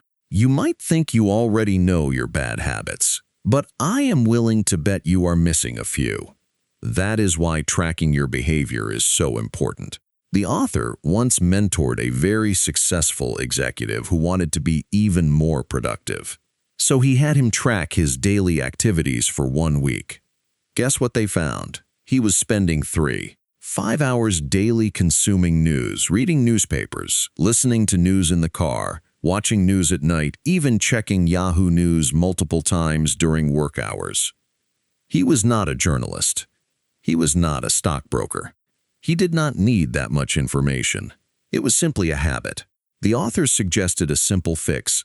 Cancel the newspaper, turn off the television and radio. Use an RSS feed to get only the news that truly matters to him. That one small change saved him hours every day. He used that extra time to exercise, read, plan, and spend more time with his family. He later said, "I have never felt less stressed and more productive in my life." Now it is your turn. Grab a notebook, write down your top 3 goals. Then make a list of all the habits that might be sabotaging your progress. Be honest with yourself. If you say you want to be healthy, but you have got Doritos dust on your fingers, I am believing the Doritos. If you say personal growth matters, but you spend more time gaming than reading, I am believing the Xbox. If you claim family is your #1 priority, but they are not even on your schedule, I am believing your calendar. Habits and behaviors never lie. That list of bad habits is the truth of who you are right now. But here is the good news. You get to decide whether that is acceptable or if you are ready to change. Game changers. 5 strategies for eliminating bad habits. Your habits are learned. That means they can be unlearned. But first, you need a new game plan. Here are 5 powerful strategies to break free from bad habits and finally steer your life in the direction you want. 1. Identify your triggers. Every bad habit has a trigger. Ask yourself, who am I with when this habit appears? Where does it happen? What time of day? How am I feeling? Stress, boredom, anxiety. Do certain people or places bring it out of you? Be honest and write down the big four. Who, what, where, when. Awareness is the first step to change. 2. Clean house. If you want to quit a bad habit, remove the temptation. Want to stop drinking alcohol? Get rid of every bottle. Throw away the glasses too. Want to stop overspending? Unsubscribe from all shopping emails. Cancel those catalogs. Want to eat healthier? Clean out the junk food in your kitchen. Do not bring it into the house. Period. You cannot rely on willpower. Make it easier to win by cleaning house. 3. Swap it. You do not have to suffer. You can swap bad habits with better ones. For example, if you love something sweet after dinner, satisfy the craving with just 2 Hershey's Kisses instead of a massive sundae. If you love the crunch of tortilla chips while watching television, swap them for carrot and celery sticks. Find healthier alternatives that still satisfy the urge. 4. Ease in. Some habits are deeply rooted. For those, it is acceptable to ease in gradually. If you have to quit caffeine, do not go cold turkey. Start with 50% decaf coffee, then full decaf, then decaf tea. Over a month, you can wean off caffeine with no headaches, no crash. Small steps can lead to big change one day at a time. 5. Jump in. Sometimes you just need to jump in. Think of water skiing when the water is freezing. You dread entering, but once you plunge in, it is not so bad. You acclimate quickly and have fun. Same with habits. Sometimes tiptoeing does not work. You need to make the leap. Ask yourself which habits you can ease into changing and which ones require a bold leap of commitment. Either way, choose a strategy and start moving. This approach is waiting to reward your effort. Run a vice check, let us be clear. The author is not suggesting you eliminate every bad thing from your life. Life's little indulgences are fine in moderation. But here is the real question. Are you in control of your vices, or are they controlling you? The vice fast. The author has a personal habit. Every few months he goes on a vice fast. He picks one of his vices, coffee, ice cream, wine, movies, and takes a break from it for 30 days. It is his way of checking, am I still the boss here? When he enjoys a glass of wine, he wants it to be a celebration of the day, not a way to escape a bad mood. Same goes for ice cream. Is he savoring it as a treat? Or is it slowly becoming a nightly addiction? The 30-day challenge. Pick one vice, something you enjoy in moderation, and go 30 days without it. Perhaps it is coffee, Netflix, sweets, social media, online shopping. Test yourself. Are you still in control? If you find it seriously difficult to abstain, that is a sign that habit might be starting to control you. Stay the alpha dog. You want to be the alpha dog in your life, not the other way around. This is not about punishment. It is about proving to yourself that you are still in charge, that you can enjoy life's pleasures, but only on your own terms. A vice fast is not forever. It is just 30 days. But the awareness you gain can last a lifetime. 6 powerful techniques to build good habits now that we have discussed eliminating bad habits. It is time to plant new positive habits that will lead you directly to success. Creating a good habit is like planting a tree. You have got to plant it, water it, care for it, and make sure it takes root. 1. Set yourself up to succeed. You want to make your new habits easy to do. If you join a gym that is 30 minutes away, guess what? You will never go. But if that gym is 5 minutes from your home, you will have no excuse. If you want to eat healthily, make sure your fridge is filled with good options. If you do not want to binge on junk at work, keep healthy snacks in your desk. Remove obstacles. Make success convenient. 2. Think addition, not subtraction. Do not focus on what you are giving up. Focus on what you are adding. Montel Williams taught the author this. Instead of thinking, I cannot eat chocolate or burgers, think, today I get to enjoy a fresh salad, juicy fruits, and grilled vegetables. Shift your mindset from sacrifice to abundance.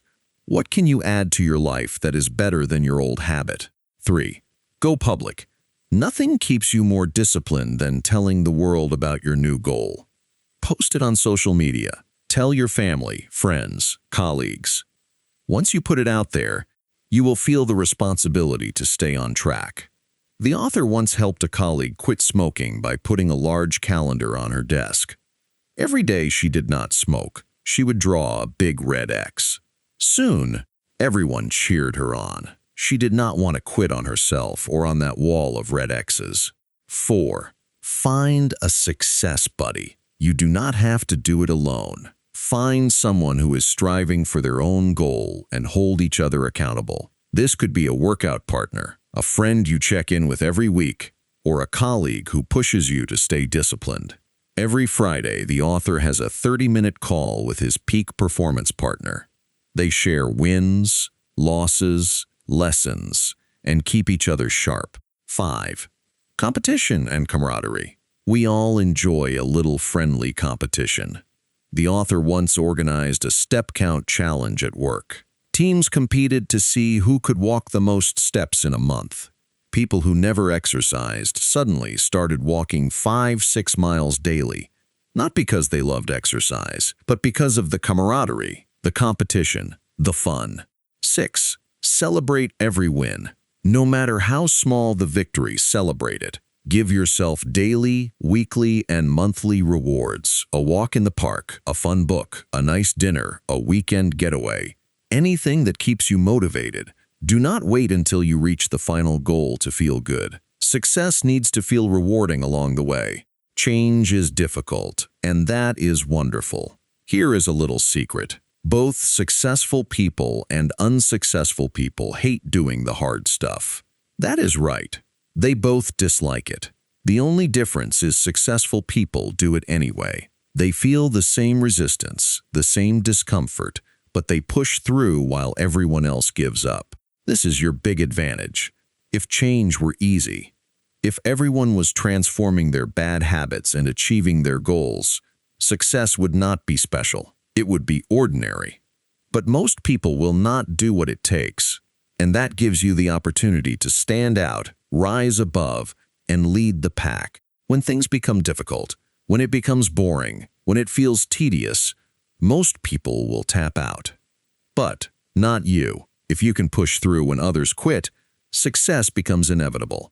The author actually becomes excited when it is hard. Whenever something feels difficult, he smiles and thinks, this is where the separation occurs.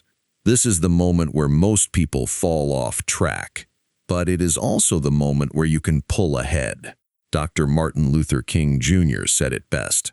The ultimate measure of a man is not where he stands in moments of comfort, but where he stands at times of challenge. Embrace the awkward. Love the tedious. Yes, change is uncomfortable. Yes, it can be boring. And yes, it can feel like a grind. But that is the price of greatness. Just do it anyway, and then do it again and again, because this approach is quietly working behind the scenes, stacking up your small efforts into massive life-changing results. Be patient. You are rewiring your brain. Let us be honest, you did not build your bad habits overnight. They have been with you for years, perhaps decades. So when you decide to break them and install new empowering habits, you must give yourself time. Science tells us that every thought pattern, every repeated action carves a pathway in your brain, like grooves etched into a record. Every time you repeat a behavior, you are deepening those grooves. They become automatic, unconscious, effortless. Here is how it functions. When you give attention to an old habit, you activate that brain groove. The thoughts, the desires, the automatic actions all come rushing back. But the great news is your brain is flexible. It is malleable. It can change. When you stop feeding attention to your bad habits, those grooves begin to fade. They weaken. They lose their grip on you. Each time you repeat a new behavior, you are creating a fresh groove in your brain. The more you repeat it, the deeper that groove becomes. But remember, this takes time. Patience is not just a virtue, it is a necessity. You will stumble, you will fall off track, and that is acceptable. What matters is that you get back up, brush yourself off, and keep going. No guilt, no shame, just progress. Progress, not perfection. Chapter 4. Momentum. Let me introduce you to someone very special, someone who has been transformative in the lives of the most successful people in the world. This friend has been alongside Bill Gates, Steve Jobs, Richard Branson, Michael Jordan, Lance Armstrong, Michael Phelps, and every other high achiever you can imagine. I call this friend Mo, or to be more precise, Big Mo. Big Mo is one of the most powerful forces of success. You cannot see it, you cannot touch it, but when Big Mo is with you, you will feel it, you will know it. When Big Mo appears, it feels like everything becomes easier. Opportunities open up, things start flowing, you make progress faster. It is like being propelled forward by a powerful wind at your back. But here is the challenging part. Big Mo does not appear on its own. You have to work hard to get it moving. And once it starts moving, you have to keep feeding it, or it will slow down and disappear. The power of momentum. Think of a train sitting on the tracks. If it is stationary, even a small block of wood can prevent it from moving. But once that train starts rolling and gains speed, not even a wall of concrete can stop it. That is the power of momentum. Success operates the same way. Initially, it feels difficult. You are pushing, pulling, and struggling to build your habits, to stick to your plan, to see results. But if you remain consistent day after day, you will start to notice something magical. One day, your actions will feel easier.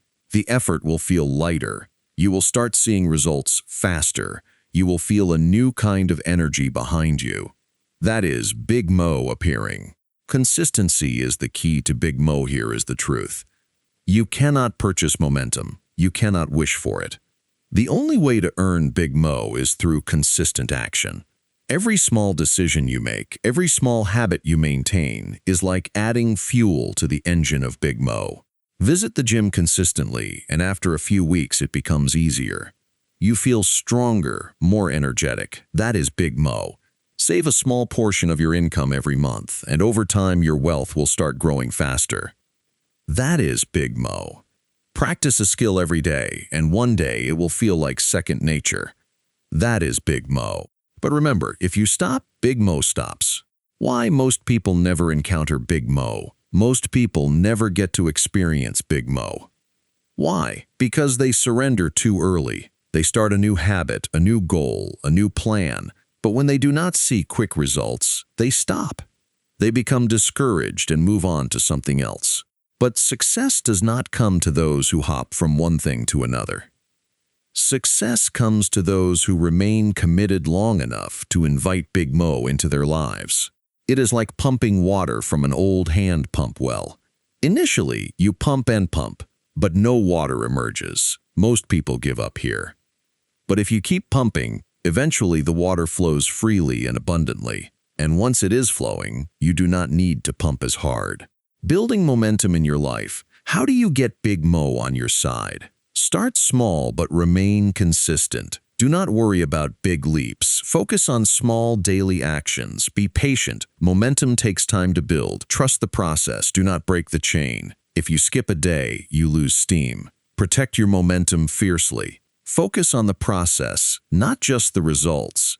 Enjoy the daily habits. They are the fuel for Big Mo. Once you get momentum going, success will feel effortless. You will achieve more with less struggle. And once Big Mo is with you, it becomes incredibly difficult for anyone to stop you.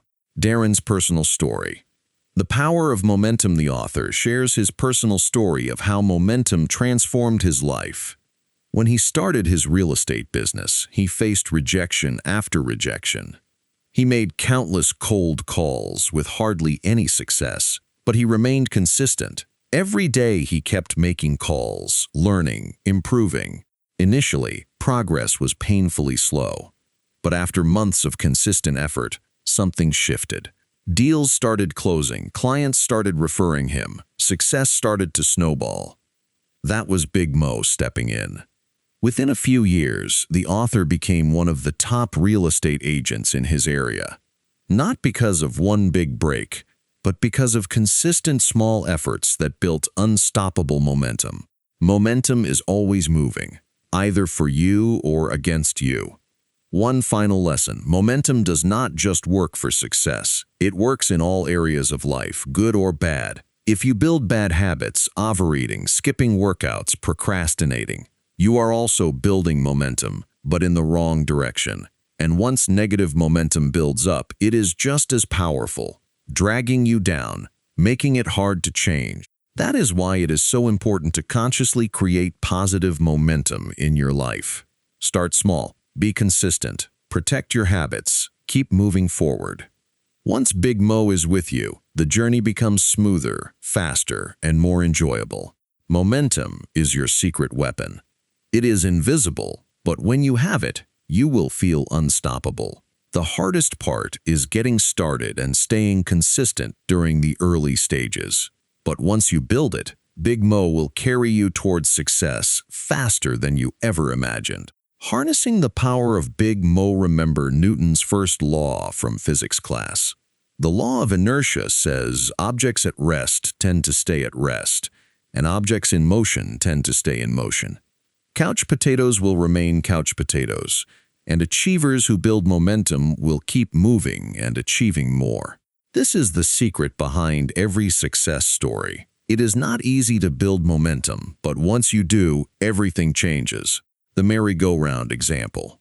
Think back to when you were a child playing on a merry-go-round. Remember how difficult it was to get that thing moving? Initially, it felt like no matter how hard you pushed, it barely budged. You had to lean in, push with all your strength, groan, and even pull with your entire body. But then after all that effort, it slowly started to spin. You kept running, pushing faster and faster until finally you could hop on and enjoy the ride. Once it was spinning, keeping it going was easy. A small nudge here and there was enough to maintain the speed. That is exactly how momentum functions in life. Change occurs one small step at a time. Building any new habit is just like starting that merry-go-round. Initially, progress is slow. It feels like you are putting in a lot of effort with very little to show for it. But if you remain consistent, Big Mo will eventually join your journey. The rocket ship analogy. Think about a rocket launch. A space shuttle burns more fuel in the first few minutes of launch than it does for the entire rest of its trip. Why? Because it needs that massive energy to break free from gravity's pull. But once it is in orbit, it can glide effortlessly. Your old habits are like gravity. They will try to hold you back. Initially, you will need to push harder, but once you break through, momentum will make everything easier.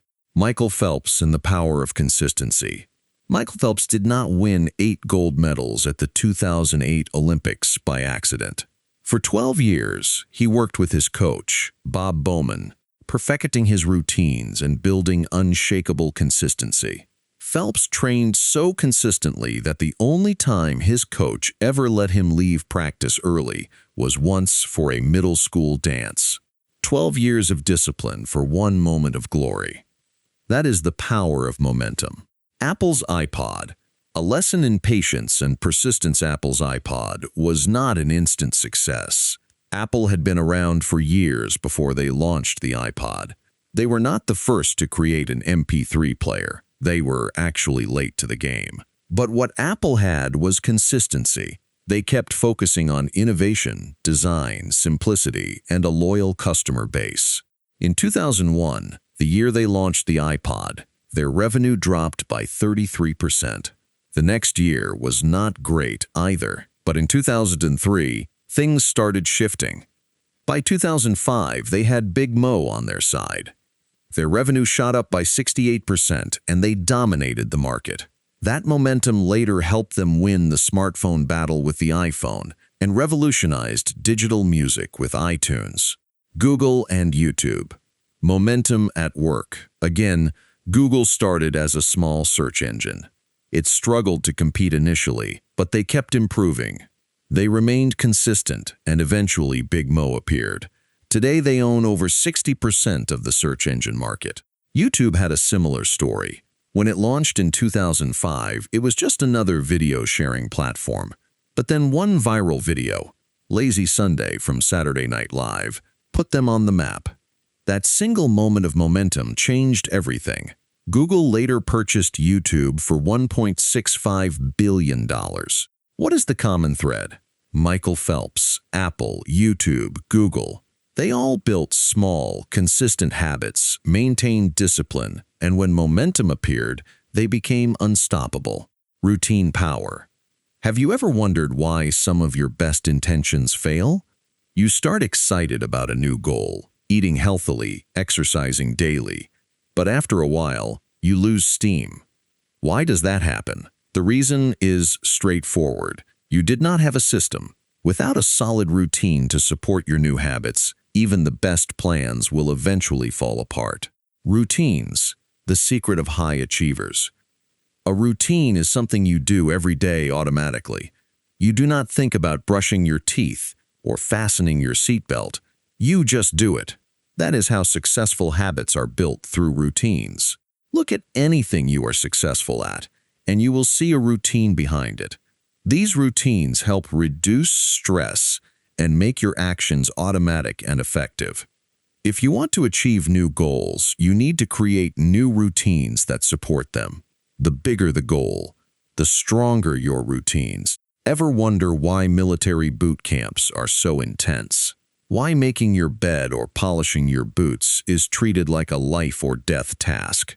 It is because routines build discipline. In just 8 to 12 weeks, these simple routines transform teenagers into mission-ready soldiers. Predictable routines equals predictable results. Jack Nicklaus, one of the greatest golfers in history, was famous for his pre-shot routine.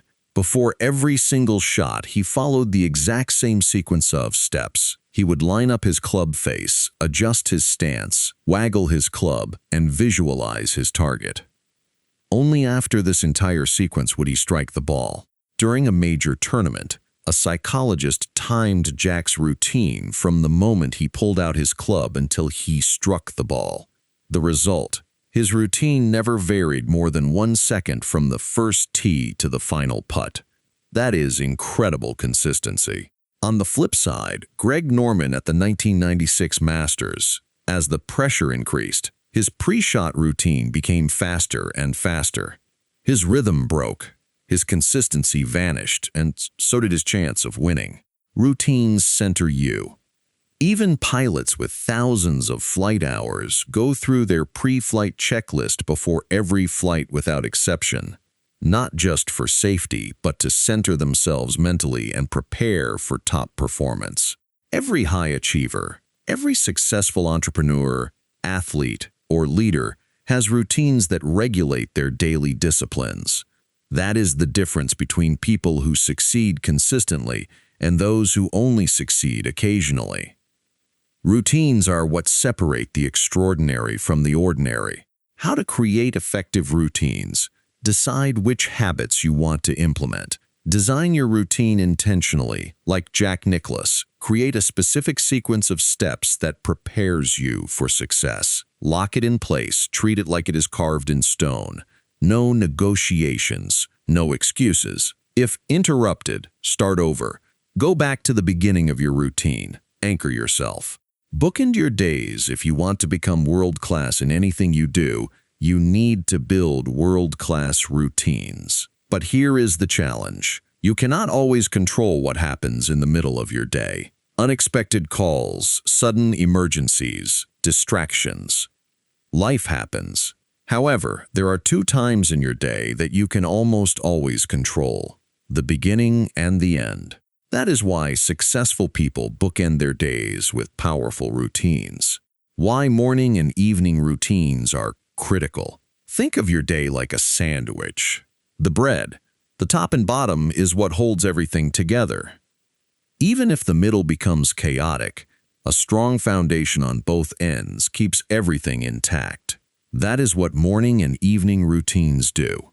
They give your day structure and stability, no matter how chaotic the middle becomes. Start your day with intention. How you begin your day sets the tone for everything that follows. If you wake up late, check your phone, and rush into the day, you are already playing defense. But if you start your day with a deliberate routine, you take control. For the author, it begins with reviewing his goals. Then he engages in a few key behaviors: reading something positive, getting some physical movement, and planning out his top priorities. This simple routine ensures that no matter what surprises come later, he has already established the right momentum. End your day with reflection. At the end of the day, the author goes through a shutdown routine to reflect and reset. He reviews what he accomplished. He notes what could have gone better. He realigns himself with his goals. He also takes time to plan for the next day. This helps clear his mind and sleep with a sense of direction and calm.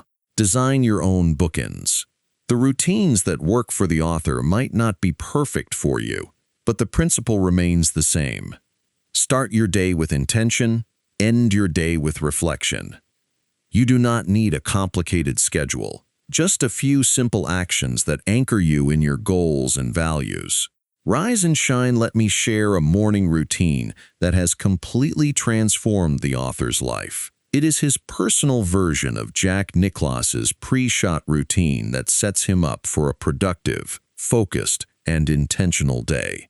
His alarm sounds at 5:00 a.m. Okay, sometimes it is 5:30. He is human too. He hits the snooze button. The snooze on an iPhone gives you exactly 8 minutes. He uses these 8 minutes for 3 powerful mindset exercises. The 8-minute mind reset. First, he thinks about all the things he is grateful for. Starting the day with gratitude shifts your entire mindset to abundance. Second, he sends love to someone. He selects a person and mentally sends them love, wishing them happiness, success, peace, everything good. Third, he focuses on his number one goal, asking himself what 3 things he can do today to move closer to that goal. Morning movement and mind fuel. Once he is up, he heads directly to the kitchen and brews a fresh pot of coffee. While the coffee is brewing, he does 10 minutes of stretching. After stretching, he pours his coffee and settles into his comfortable leather recliner. He sets his iPhone timer for 30 minutes and reads something positive, instructional, or inspiring. Focused work, no distractions. When the timer sounds, it is time for focused, undistracted work. He spends the next hour on his most important project. Notice something here. He has not opened his email yet. No notifications, no distractions, just deep, focused work. Calibration appointment, setting the day. At 7 a.m., he has what he calls his calibration appointment, a 15-minute meeting with himself scheduled in his calendar. During this time, he reviews his 1-year and 5-year goals, examines his key objectives for the quarter, and reminds himself of his top goal for the week and month. Then comes the most crucial part.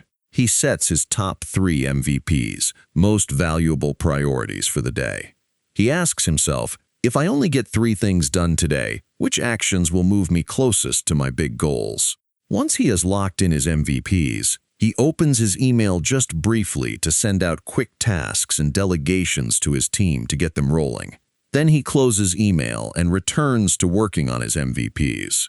Why this routine matters. The rest of his day can unfold in a million unpredictable ways.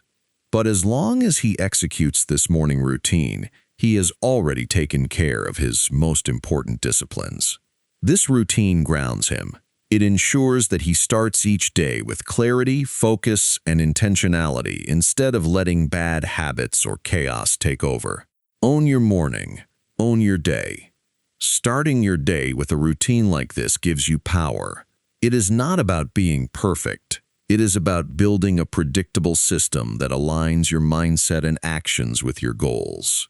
Win your morning, and the rest of the day will follow.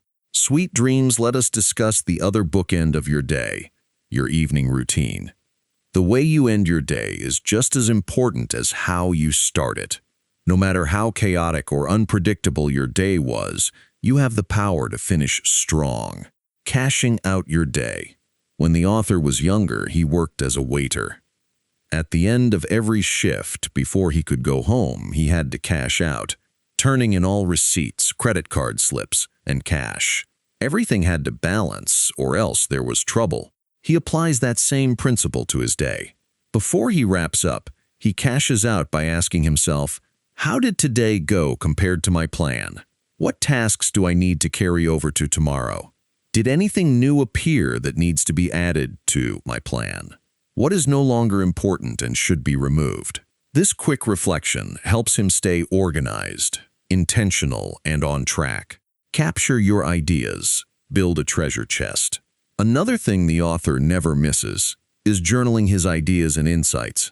Throughout the day, he is always learning, whether from conversations, books, podcasts, or just life experiences. Before bed, he logs these aha moments into his journal. Over the years, he has filled more than 40 journals with strategies, insights, and ideas that have helped him grow. These journals are like his personal treasure chest of wisdom. Feed your mind before sleep. One last thing he does before sleeping is read at least 10 pages of an inspirational book. Why? Because the mind continues to process the last thing you fed it before bed. If you end your day watching negative news or mindless scrolling, your subconscious will dwell on that all night. But if you end your day reading something uplifting, instructional, or aligned with your goals, your mind will keep working on your success while you sleep. Control your bookends, control your life. Even if all hell breaks loose during the middle of the day, if you have locked in strong morning and evening routines, you are still in control. These bookends ensure you always start strong and finish strong. That consistency compounds into massive success over time. Protect your nights. Your evening routine is not just about winding down. It is about reflecting, learning, and setting yourself up for a productive tomorrow. Small actions like cashing out, journaling, and reading can transform your nights into a powerful success ritual. So, tonight, instead of crashing into bed with unfinished thoughts and scattered plans, take 5 minutes to cash out, capture your insights, and feed your mind something positive. You will sleep better and wake up ready to conquer. Shake-it-up routines are powerful, but if you are not careful, they can also become your prison. Doing the same things the same way at the same time, day after day, can lead to boredom. You stop growing, you lose excitement, and worst of all, Big Mo disappears. Why you need to interrupt your routines? When the author works out with weights, if he follows the same routine for weeks, same exercises, same order, same tempo, guess what happens? Nothing. His body adapts. Progress plateaus. He becomes bored. He loses passion, momentum gone. That is why it is so important to shake things up. Changing your routine challenges your body, your mind, and your spirit. It refreshes your experience and reignites your energy. Inject adventure into your life. The author is on a mission to add more adventure into his life. He sets small challenges for himself, weekly, monthly, and yearly goals, where he pushes himself to do something new. Sometimes it is as simple as trying a new type of food, taking a class he has never considered before, visiting a new destination, joining a club to meet different people. These small shifts keep life exciting. They wake him up from autopilot, and they open doors to fresh perspectives and opportunities. Check your routines. Are they still working? Examine your current routines. Are they still energizing you? Are they still producing powerful results? Or have they become same old, same old? If something that used to fire you up now feels dull, it is time to shake it up. You do not need to abandon your routines completely. Just add a twist, change the scenery, raise the difficulty, explore something new. Keep growing. Sticking to good habits is essential. But remember, growth happens when you challenge yourself. So every now and then, step out of your comfort zone, experiment, explore, play. This keeps you passionate, creative, and in the zone for long-term success. Do not let life get stale. Keep shaking things up and watch how Big Mo comes rushing back into your life. Getting into a rhythm, you have built your daily disciplines. You have started developing positive routines. But here is the next step. You need to get into a rhythm. Rhythm brings momentum. Think of your disciplines and actions like the wheels of a steam locomotive. Initially, it is difficult to get moving. Even a tiny block of wood can keep that enormous train from moving an inch. But once the pistons start pumping, once the wheels get rolling and the pressure remains consistent, that train becomes unstoppable. At 55 miles per hour, it can smash through a 5-foot-thick, steel-reinforced concrete wall without stopping. That is what rhythm does for your success. It turns small, consistent actions into massive, unstoppable momentum. Create rhythms for every area of life. For the author, rhythm is not just about daily habits. He plans ahead to create weekly, monthly, quarterly, and yearly rhythms. Let me give you an example. One of his biggest goals is to deepen the love and intimacy in his marriage. But as you probably know, even the most important priorities can get lost in the chaos of daily life unless you schedule them. Weekly rhythms. Lock it in. Here is how they keep the rhythm alive. Every Friday at 6 p.m., it is date night. An alarm sounds on both their phones. No matter what they are doing, they stop and make time for each other. Every Saturday, it is family day. No work allowed. From Friday night to Sunday morning, it is all about marriage and family. Every Sunday at 6 p.m., they have their relationship review. RR. They discuss the week's wins and losses and how they can improve as a couple. The RR process, simple but powerful. During their Sunday RR, they follow a simple structure. They start by appreciating each other, sharing things they noticed and loved during the week. Then they ask, on a scale of 1 to 10, how would you rate our relationship this week? That leads into discussing wins, losses, and adjustments. Finally, they ask, what would it take to make your experience a 10 next week? This honest but loving conversation helps them stay aligned and connected. It is simple. It is powerful. The author highly recommends it if you dare. Monthly and quarterly rhythms. Creating memories. Every month they plan something unique and memorable. Life is just a collection of experiences. So they intentionally create experiences that are special and out of the ordinary. It could be a drive up to the mountains, an adventurous hike, trying a fancy new restaurant, a sailing trip. The key is to break out of routine and create lasting memories.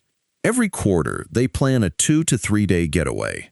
This is a perfect time to review all their goals, check in on life patterns, and reflect deeply on how things are going in their relationship. Yearly traditions build your life calendar. Beyond that, they have yearly traditions, special travel vacations, holiday rituals, their New Year's hike and goal-setting session. When all these rhythms are established, you do not have to constantly think about what to do next. Everything flows naturally. They have built a rhythm that keeps the momentum going. Rhythm equals flow equals success.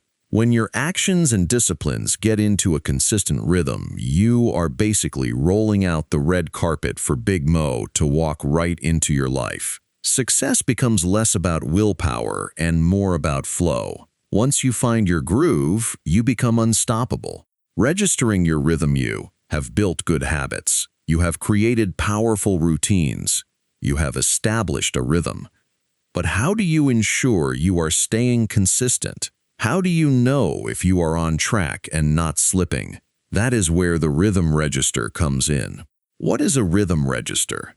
The rhythm register is a simple yet powerful tool the author created for himself. It helps him track the rhythm of a new behavior he is working on. It is not complicated. To make sure he is to visual his commitments day after day, week after week. Because here is the thing. If you cannot measure it, you cannot improve it. Track the behaviors that matter. Suppose you have decided to drink more water daily. Take 10,000 steps, show more affection to your spouse, or practice gratitude journaling. Whatever new behavior you want to build into your life, you need to track it. The Rhythm Register is a place where you log these behaviors daily. You will instantly see if you are creating a consistent rhythm or if you are slacking off. Why this works? When you track something, it brings awareness, and awareness is the first step to real change. The simple act of logging a checkmark, a number, or a note keeps you accountable. It forces you to stay honest with yourself. Plus, seeing your progress builds confidence. When you start stacking small wins, big momentum kicks in. What gets measured gets managed. So, if you are serious about developing a new behavior, do not leave it to chance. Track it, measure it, register your rhythm. That is how you go from intention to action to success. The rhythms of life when people start something new, they almost always overdo it. They go all in too fast, too hard, and they burn out. Excitement is good, but sustainability is better. The author wants you to feel excited about setting up a rhythm for success. But here is the real key. You need a plan that you can absolutely, positively do for the long term. Not just this week, not just this month. A rhythm you can sustain for the rest of your life. The compound effect needs time. The positive results you are after only occur when you make smart choices and repeat them consistently over time.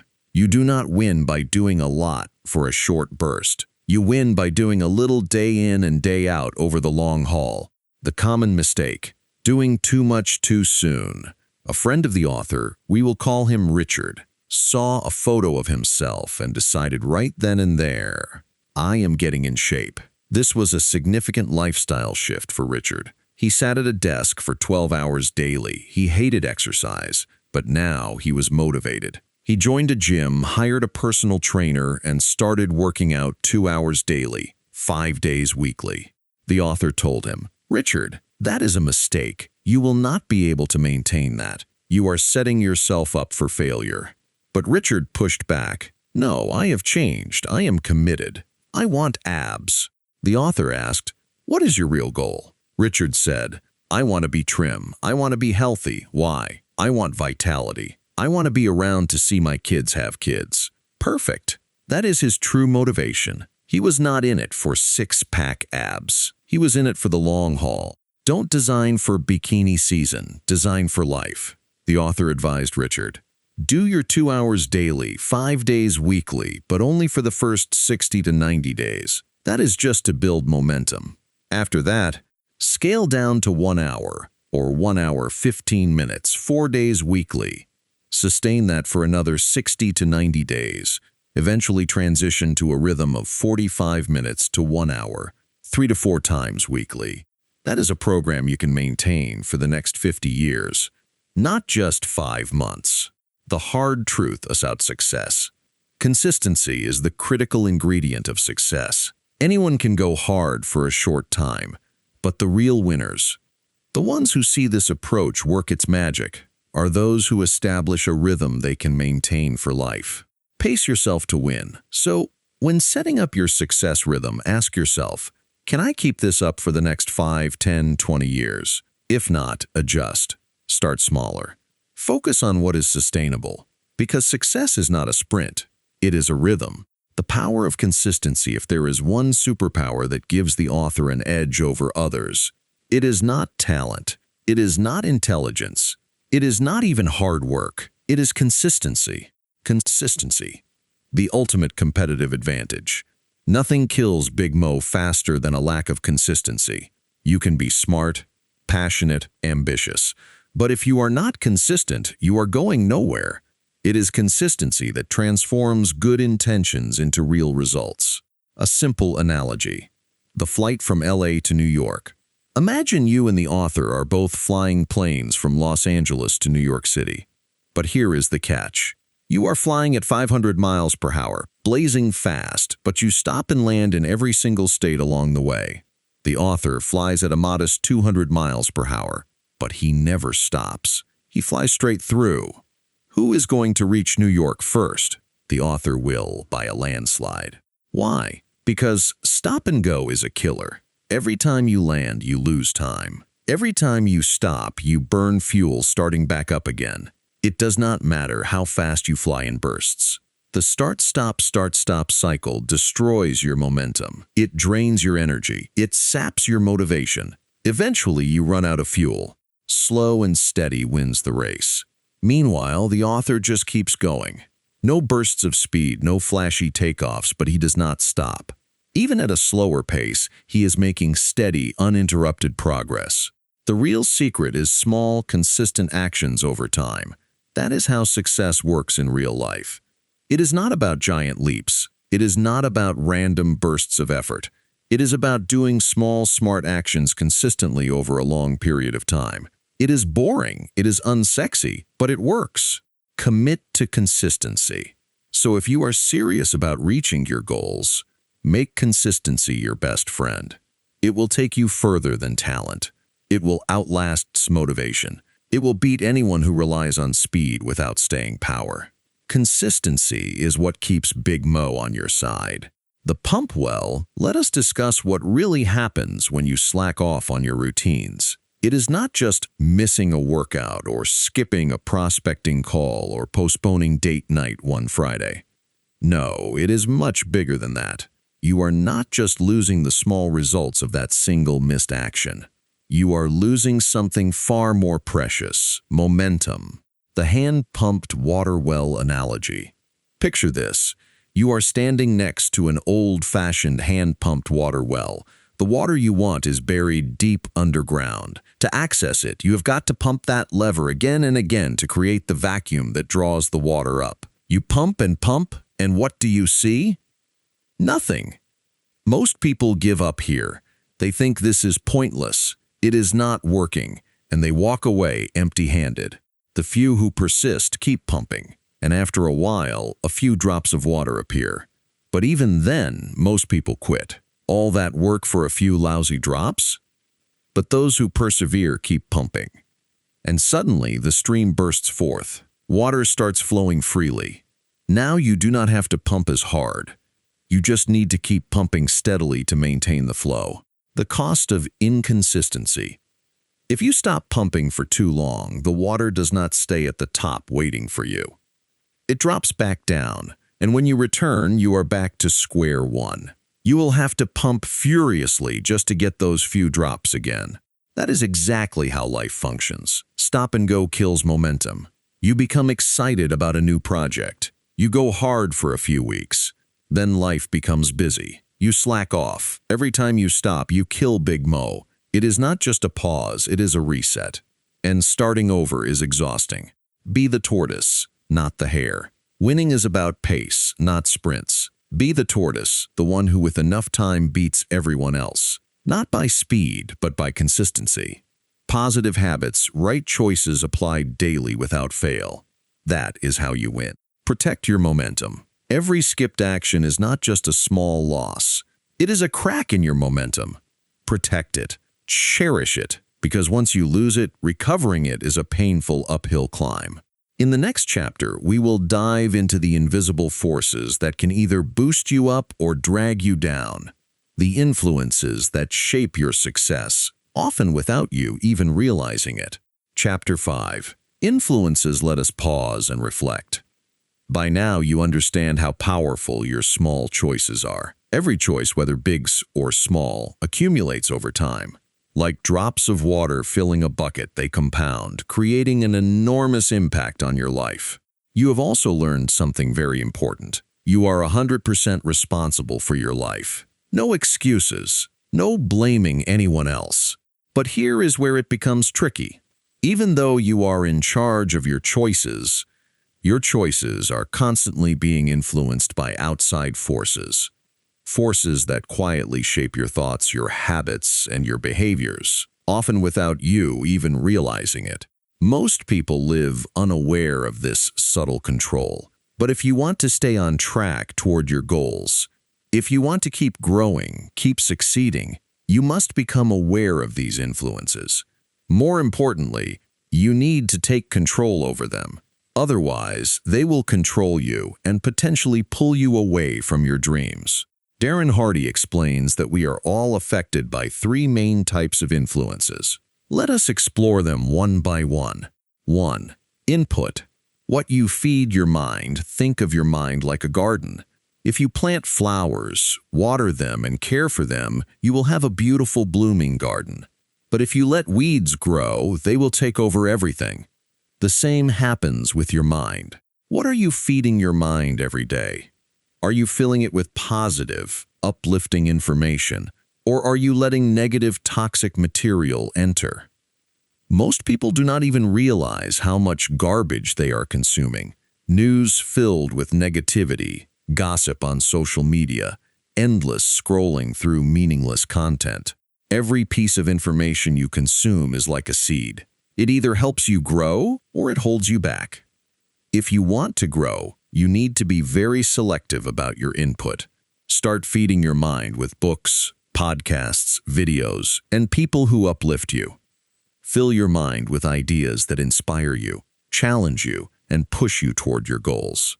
Remember, garbage in, garbage out, but greatness in, greatness out. 2. Associations.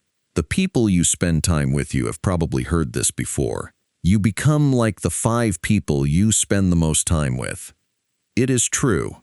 The people around you shape your thoughts, your attitudes, your habits, even your income. If you spend time with lazy, negative people who complain constantly, their mindset will gradually rub off on you. You might not notice it immediately, but over time it will affect your actions and decisions. On the other hand, if you surround yourself with positive, ambitious people who challenge you, encourage you, and push you to be better, you will naturally rise to their level. The author calls this the association effect. He suggests you categorize your relationships into 3 groups. Disassociation. People you need to cut off. These are toxic, negative people who drain your energy and pull you down. Limited association. People you need to spend less time with. Perhaps they are not bad people, but they do not align with your goals. Expanded association. People you need to spend more time with. These are your role models, mentors, and peers who inspire you to grow. Take a moment to reflect. Who are you spending your time with? Are they helping you grow or holding you back? Choose your circle wisely. It could be the difference between success and failure. 3. Environment. Your surroundings now. Let us talk about your environment. This includes your home, your workspace, your city, even the content you see online. Everything around you affects your mindset, even in ways you do not consciously realize. If your workspace is messy and chaotic, it is hard to focus. If you live in an environment filled with negativity, it will influence your mood and energy. But if you intentionally design your environment to support your goals, it becomes a powerful ally. For example, if you want to eat healthily, stock your kitchen with nutritious food. If you want to read more, place books where you can see them. If you want to exercise regularly, set up a workout space at home. Small adjustments to your environment can create huge shifts in your behavior. Be intentional. Create an environment that makes success easy and failure hard. You are the gatekeeper ultimately. Here is what you must remember. You are the gatekeeper of your mind, your relationships, and your environment. Nobody else will protect you from negative influences. It is your job. Be mindful of what you allow into your life. Control your input. Choose your associations. Shape your environment. When you align these influences with your goals, success becomes a natural outcome. But if you ignore them, you risk being quietly pulled off track. Stay vigilant.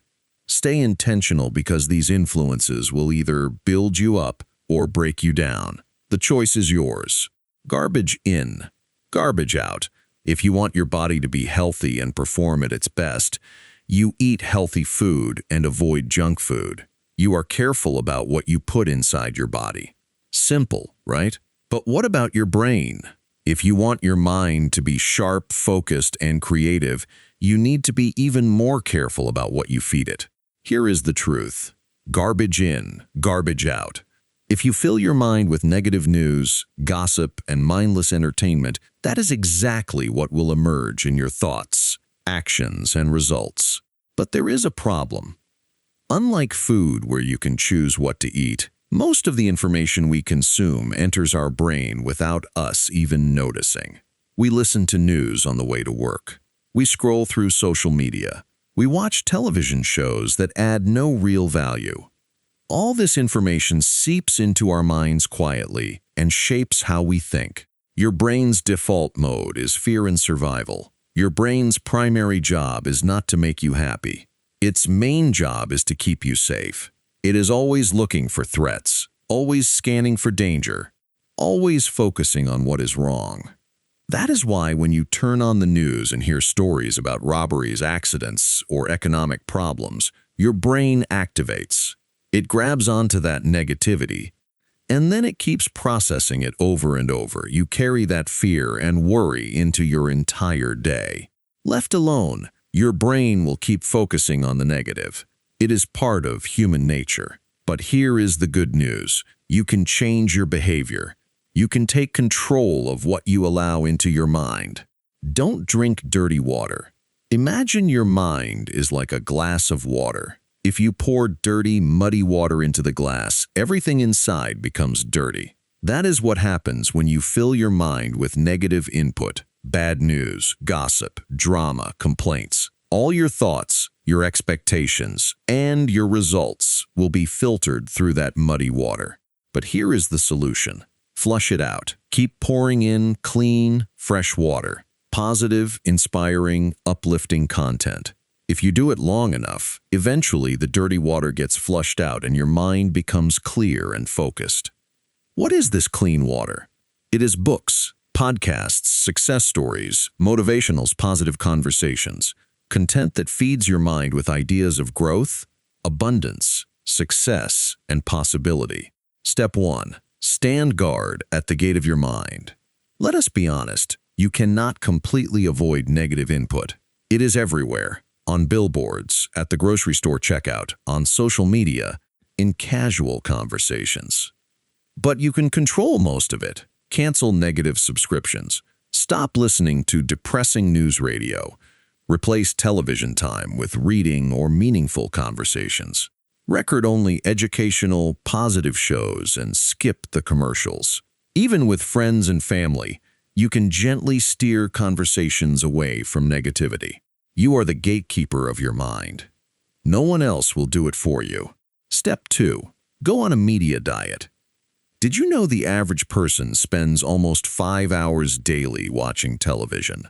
More than 30 hours weekly, 2 entire months every year spent in front of a screen, and people wonder why they feel stuck in life. The media knows how to grab your attention. They show you the most shocking, scary, dramatic stories because that is what sells. But that constant stream of negativity gives you a twisted, distorted view of the world. It fills your mind with fear, worry, and hopelessness. You need to break free from this cycle. Limit your media consumption. Be intentional. Do not let the media hijack your mind. Step 3. Enroll in Drive Time University. Turn your car into a mobile classroom. The average person drives about 12,000 miles annually, around 300 hours sitting in your car. Imagine if you used that time to listen to audiobooks, personal development programs, or educational podcasts. You could earn the equivalent of a college degree just by listening while you drive. Instead of wasting time on mindless radio chatter, you are using that time to grow, learning new skills, developing a success mindset, and staying motivated. That is how you separate yourself from the crowd. One CD, one audiobook, one lesson at a time. You control the input. At the end of the day, your life will reflect what you put into your mind. If you allow negativity, fear, and nonsense in, that is what will come out. But if you intentionally fill your mind with positivity, knowledge, and inspiration, you will create an extraordinary life. Be disciplined, Stand guard at the door of your mind because garbage in, garbage out. But also, greatness in, greatness out. Associations. Who is influencing you? There is a simple truth in life. Birds of a feather flock together. The people you spend the most time with shape your life, sometimes more than you realize.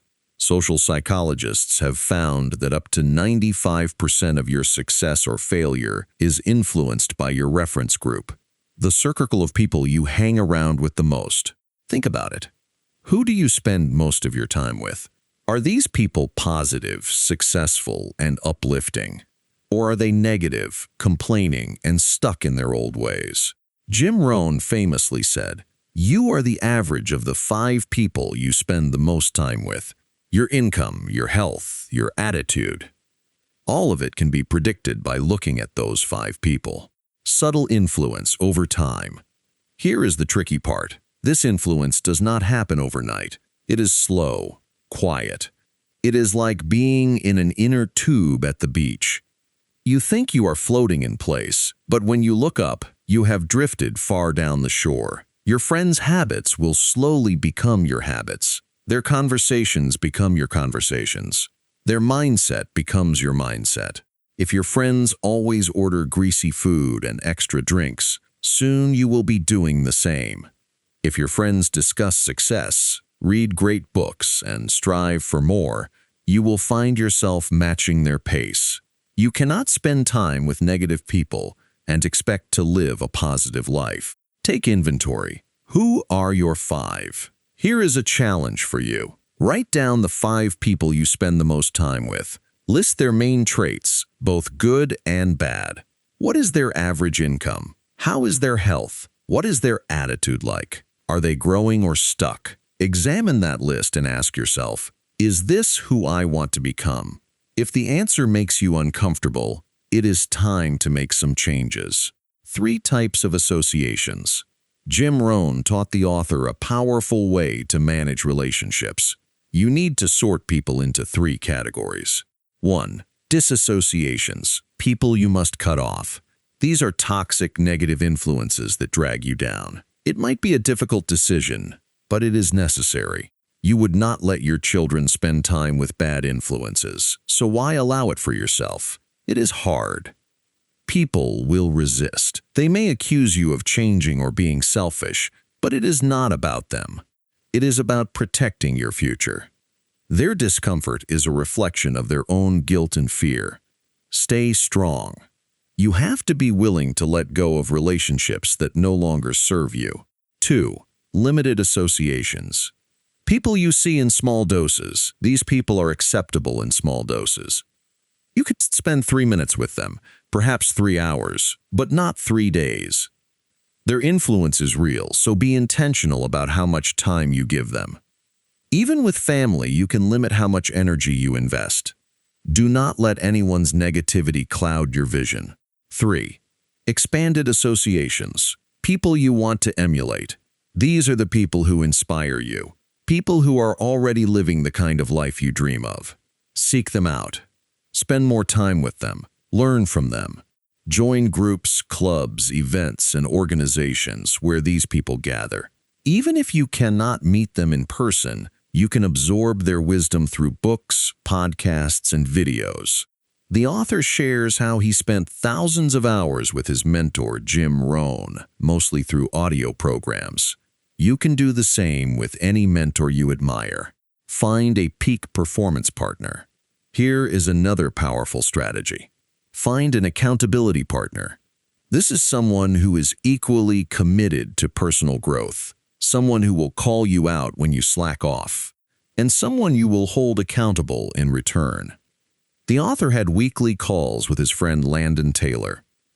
Every Friday, they discussed their wins, their failures, their goals, and what needed improvement. Knowing he had to report back to Landon kept him sharp and focused. You can have the same advantage. All it takes is finding someone who is willing to be honest with you.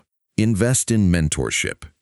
Mentorship is one of the fastest ways to grow. You do not need a formal program or expensive coaching.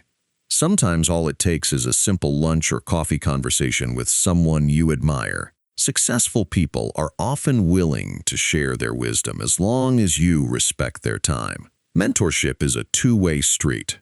Be open to learning, to feedback, and to being molded by their insights.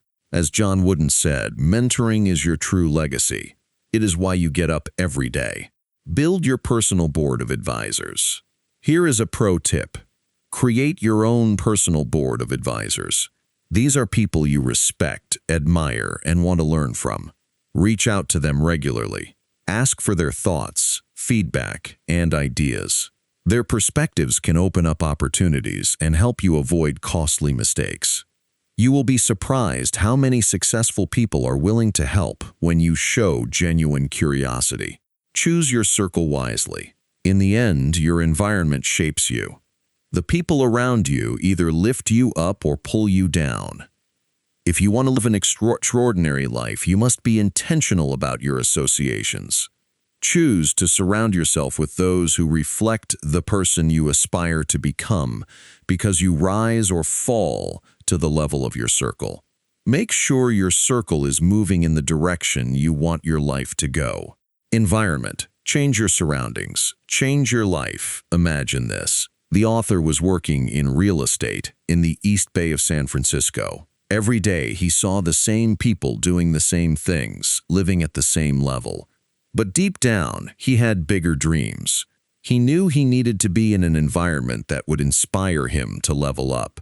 So he started driving across the bay to a place called Tiburon, one of the most beautiful affluent spots in California. It was not about meeting wealthy people there. It was about feeling the energy of success. He would sit by the wharf, look at the stunning hillside homes, and ask himself, which one of these would be my dream home? One house always caught his eye, a blue 4-story home with an elevator and a whale lightning rod on top. One day, after brunch, he followed a random open house sign after sign zigzagging up the cliffs. And when he walked into the house, he realized it was that blue house. He bought it. Your environment shapes your dreams. Here is the key point. The author did not meet anyone at that restaurant who changed his life, but the environment did. Being in that space, seeing those houses, feeling that energy, it expanded his vision of what was possible. He worked harder, stretched further, and made his dream a reality. You are like a sapling in a pot. Think of yourself as a sapling, a young oak tree. If you plant it in a small pot, its growth is limited. It becomes root-bound and stunted. But plant it in an open field and it becomes a mighty oak. Your environment is the same. If you stay in a limiting space, physically, mentally, emotionally, you limit your growth. Environment is more than just a place.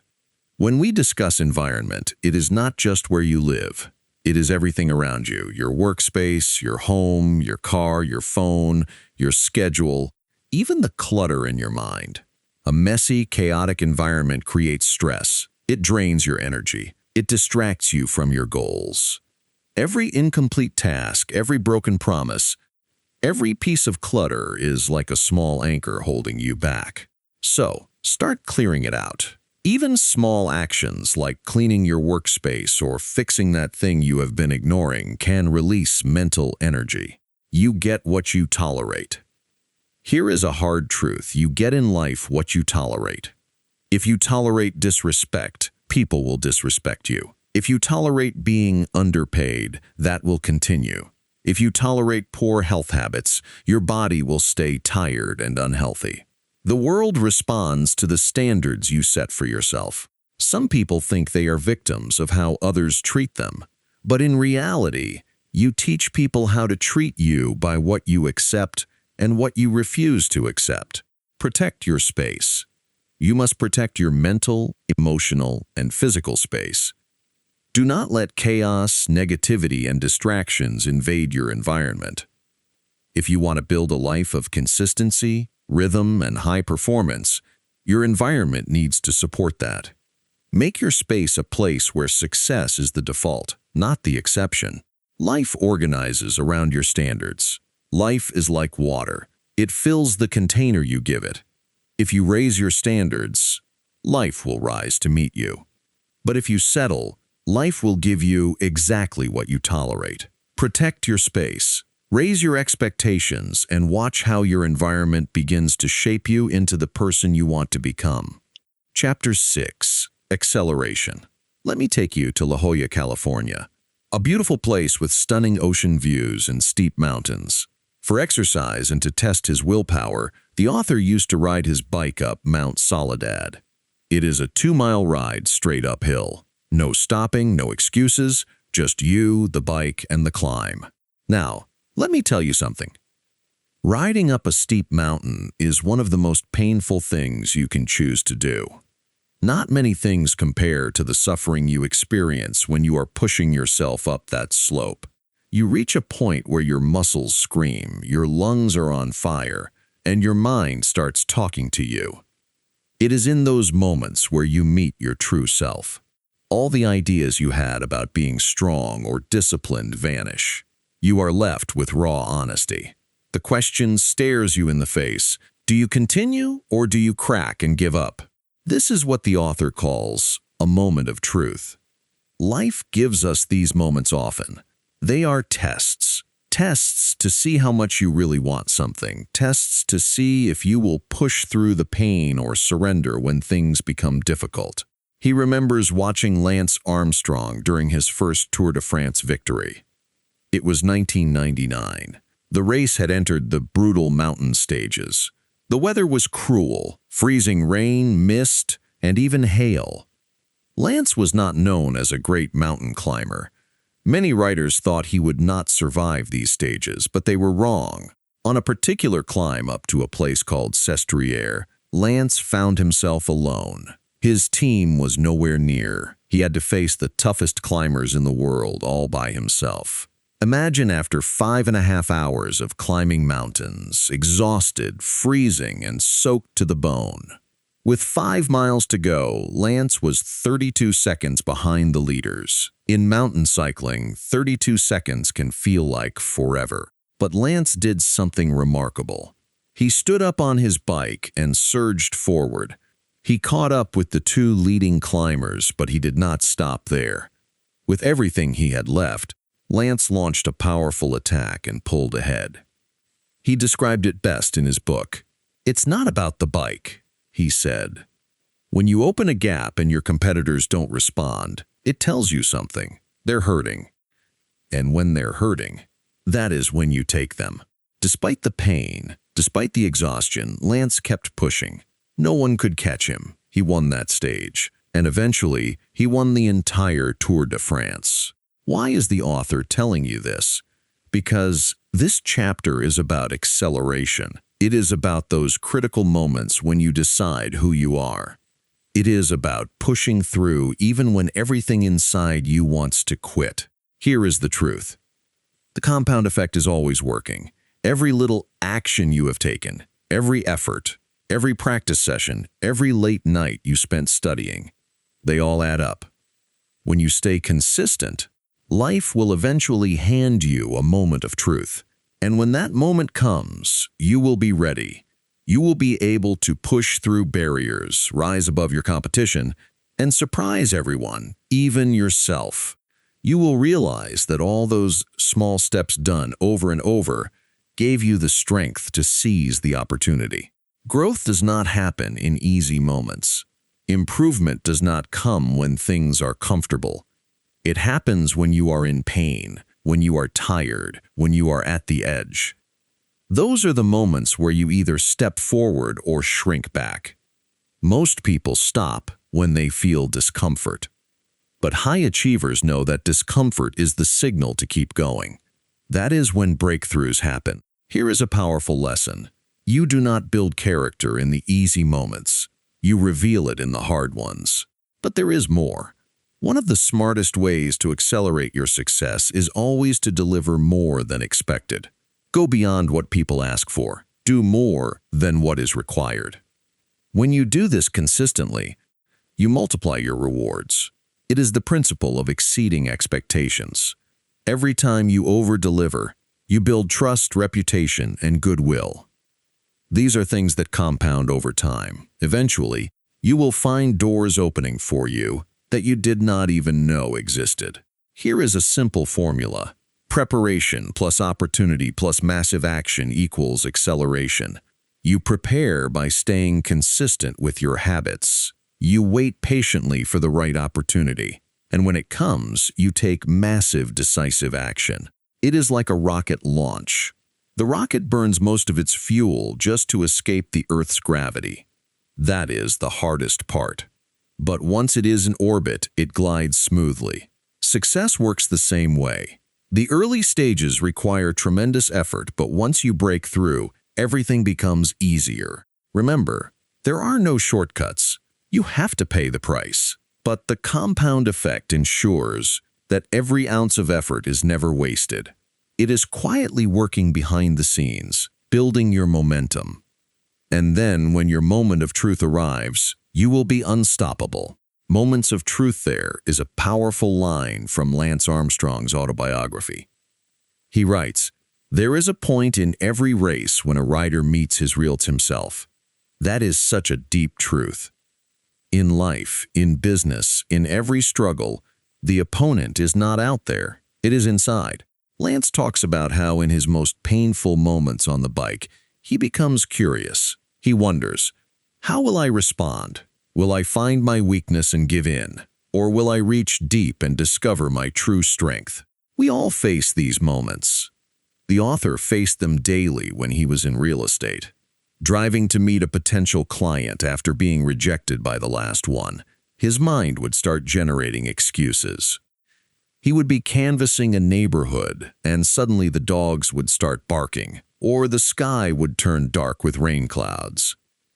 During cold calling between 5 and 9 in the evening, he would be scolded for interrupting someone's dinner or television show.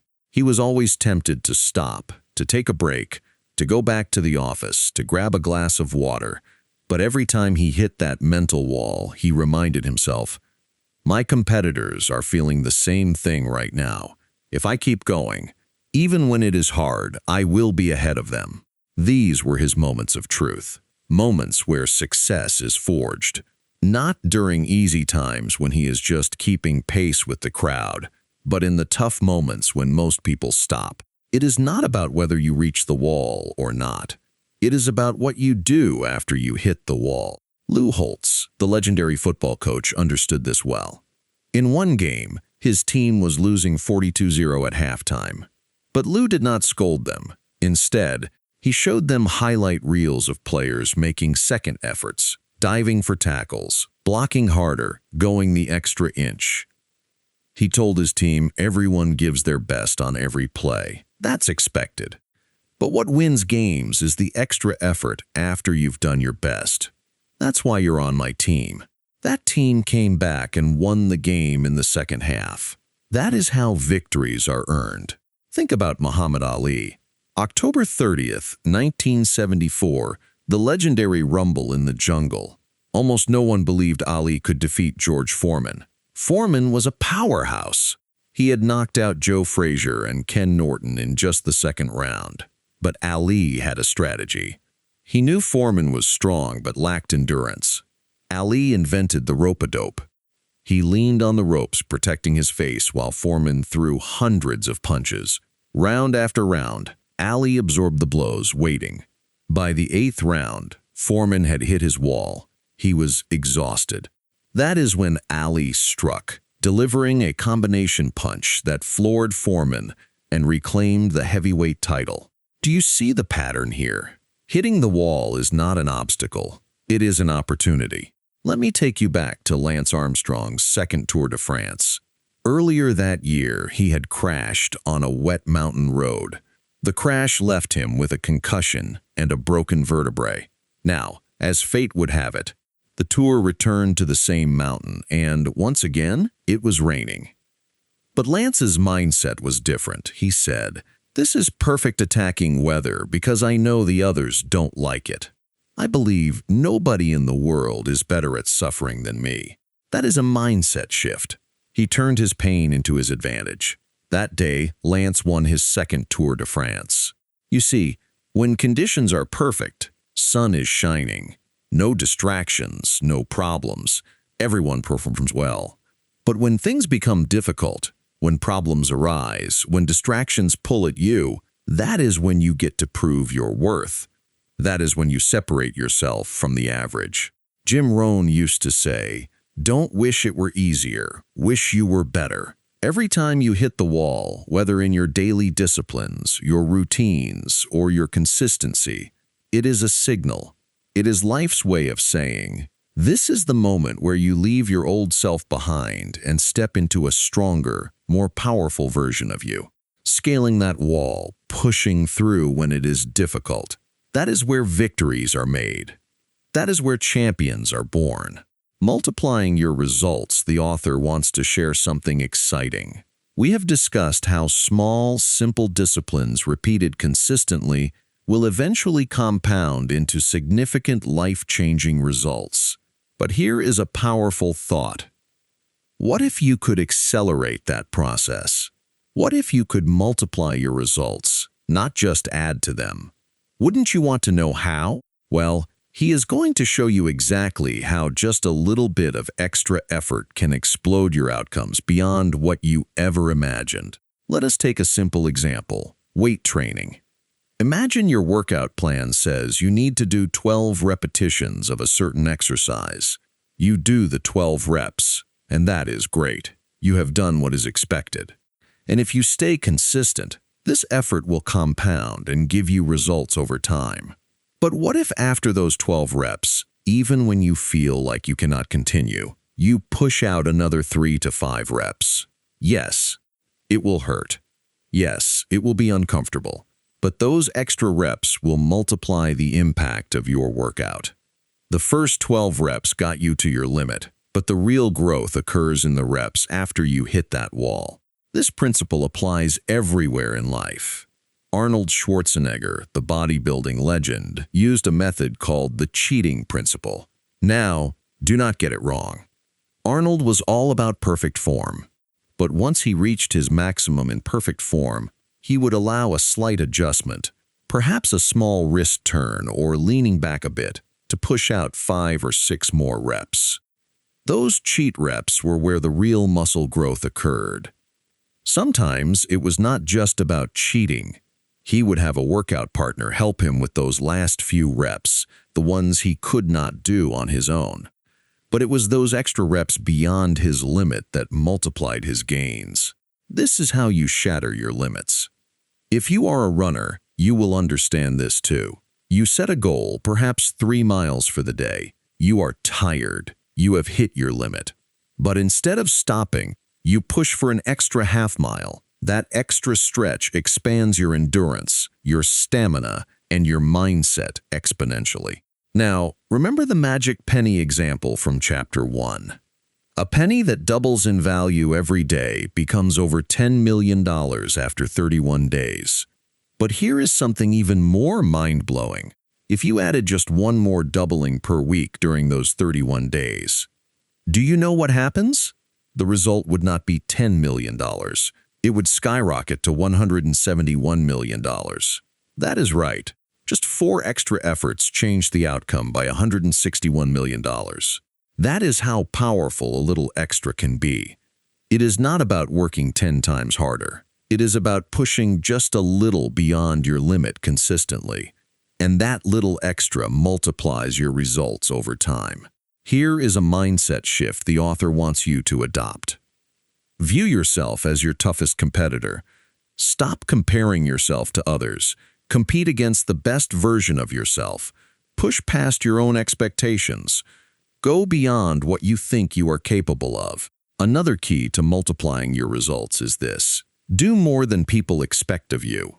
Most people do the bare minimum. They do enough. But when you go the extra mile, when you deliver more than expected, you stand out. Opportunities will find you. Rewards will multiply. It is a small shift, but it makes all the difference. The compound effect is not just about slow, steady gains. When you apply extra effort at the right moments, it becomes a force that accelerates your progress beyond what you thought possible.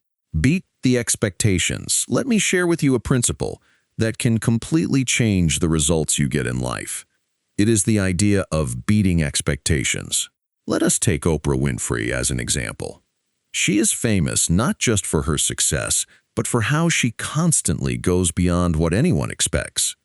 Do you remember her show's season opener in 2004? It is still talked about to this day. That day, Oprah invited an audience filled with people whose friends and family had written letters saying they desperately needed a new car. She called 11 people on stage and gave each of them a brand new 2005 Pontiac G6. The crowd was thrilled. That alone would have been a great surprise. But Oprah was not finished. She then handed out gift boxes to the rest of the audience. She told them, "One of you has a key to the 12th car." Everyone opened their boxes, and inside every single person had a set of keys. That is when Oprah delivered her now legendary line, "Everybody gets a car. Everybody gets a car." It was a moment no one could forget. But Oprah did not stop there. In other shows, she has given scholarships to foster children, thousands of dollars in clothing, and even paid for homes to keep families from being kicked out. Now, you might be thinking, of course she can do that. She is Oprah. But let us be honest, there are many celebrities with as much fame and money who do not do those things. What makes Oprah special is that she chooses to go beyond expectations. That is what separates the good from the great. Now, let me share a personal story. When it was time to propose to his wife, Georgia, the author could have done what was expected: sit down with her father and ask for his blessing. But he wanted to do something more meaningful. Her father spoke English, but he was not completely comfortable with it. So he had Georgia's sister translate his proposal speech into Portuguese. On his way to Los Angeles from San Diego, he rehearsed that speech over and over. He arrived with flowers and gifts, sat with him, and delivered his speech in his native language. Thankfully, he said yes, but he did not stop there. Over the next few days, he called each of Georgia's 5 brothers to personally ask for their blessing as well. Some agreed easily, others made him earn it, but ultimately, Georgia told him that what made his proposal so special was how he honored her family. That extra effort made all the difference. Let us look at another example. Stuart Johnson, the owner of Success magazine, took a significant risk when he acquired the magazine during one of the toughest economic times in history. Print media was struggling and businesses everywhere were pulling back. But Stuart did not just stop at acquiring the magazine. He went beyond expectations. Even while his primary business was facing challenges, he launched a nonprofit foundation to help teach personal development to teenagers. He personally funded the administration of the Success Foundation. He created a book called Success for Teens and distributed over 1 million free copies through schools and nonprofit partners. He did not have to do that. It was not expected of him, but because he did, it multiplied his impact on his team, on the press, on his business partners, and most importantly, on thousands of young lives. That is the power of doing more than expected. So, here is the question for you. Where in your life can you go beyond expectations? Where can you add that extra touch that makes a significant difference? Perhaps it is when you are making calls at work, serving your customers, recognizing your team members, appreciating your spouse, planning a date night, playing with your children, or even going for a run.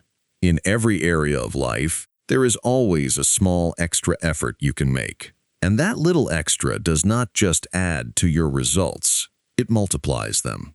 When you push beyond what is expected, you create wow moments. Moments people remember. Moments that set you apart. Moments that accelerate your success. It does not take a huge leap, just a little extra. That is how you beat expectations. That is how you create extraordinary results. Do the unexpected here is a principle that can give you an instant edge over the crowd. Do the unexpected. Most people zig. If you want to stand out, you need to zag. The author has always been somewhat of a contrarian. If something is popular, if it is what everyone is doing, he tends to do the opposite. Why? Because common actions lead to common results, and he is not interested in common. Think about it. The most popular restaurant is McDonald's. The most popular drink is Coca-Cola. The most popular wine is Franzia, the kind that comes in a box. Nothing wrong with any of that. But if you consume what is popular, you will blend into the average pack. The author prefers to aim for extraordinary. Here is a simple example. Everyone sends Christmas cards, but since everyone does it, how much emotional impact do you think it really has? Not much. So instead, he sends Thanksgiving cards. How many Thanksgiving cards do you receive? Exactly. It makes people pause. It makes a statement. Rather than printing off a generic best wishes message, he handwrites personal notes telling people exactly why he is grateful for them. Same effort, but it creates a far greater impact. Richard Branson, the founder of Virgin, is a master of doing the unexpected. When he launches a new company, he does not just send out press releases or host fancy parties. No, he does something bold, something daring, like flying a hot air balloon around the world or driving a tank down Fifth Avenue in New York City to launch Virgin Cola. He probably spends the same amount or even less than other companies on marketing. But his unexpected stunts multiply his impact. People remember him. His brand stands out. Doing the unexpected does not always require money or massive resources. Sometimes it is just about a little extra effort. When the author was in real estate, everyone else would cold call expired listings. He did something different. He would drive to the homeowner's doorstep and personally hand them a sold sign. He would say, "You will need this if you hire me to take over this listing." It cost him nothing but a tank of gas, but it dramatically increased his chances of winning the listing. Let me tell you a story about his friend Alex. Alex had an opportunity for his dream job. He lived in California, but the job was in Boston.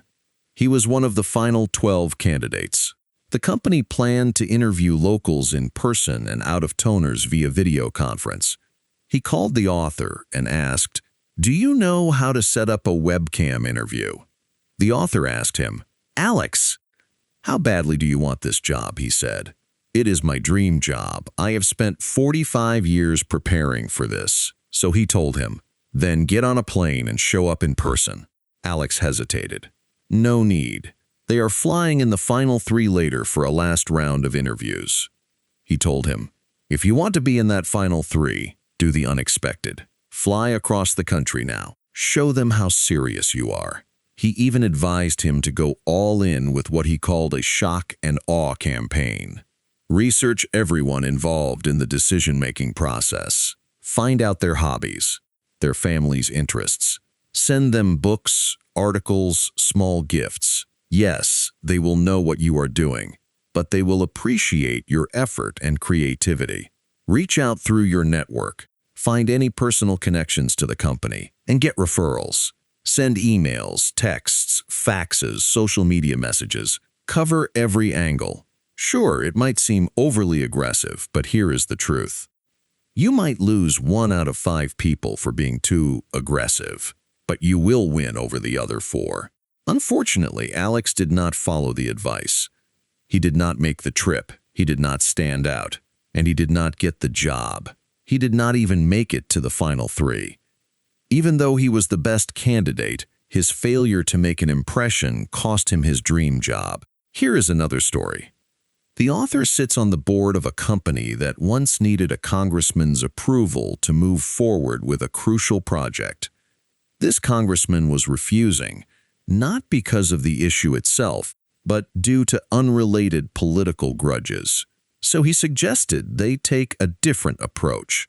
Instead of lobbying the congressman, they went straight to someone who had real influence over him, his wife. Through their network, they found a connection to her. They met her after a church service, introduced themselves. and explained how this project would help hundreds of children in an underprivileged neighborhood. Guess what? By Tuesday of the following week, the congressman had signed off. Sometimes doing the expected, sending letters, making phone calls does not cut it. In our noisy, attention-deficit society, doing the unexpected is often required just to get noticed. If you have a mission, a dream, a cause that is important, you need to be willing to stand out. You need to add a little audacity to your efforts. It does not always take money. Often, it just takes guts, creativity, and the willingness to be bold. So ask yourself, where in your life or business can you do the unexpected? Where can you go beyond the ordinary and make people notice you? Sometimes it all takes a little zag when everyone else is zigging. That is how you win. Do better than expected there is a secret to achieving extraordinary results in life. It is simple, but very few people actually do it. The secret is to always do better than expected. Let me share a story with you. Invisible Children is a nonprofit the author works with. They help rescue children who have been abducted and forced to become child soldiers in Uganda and the Congo.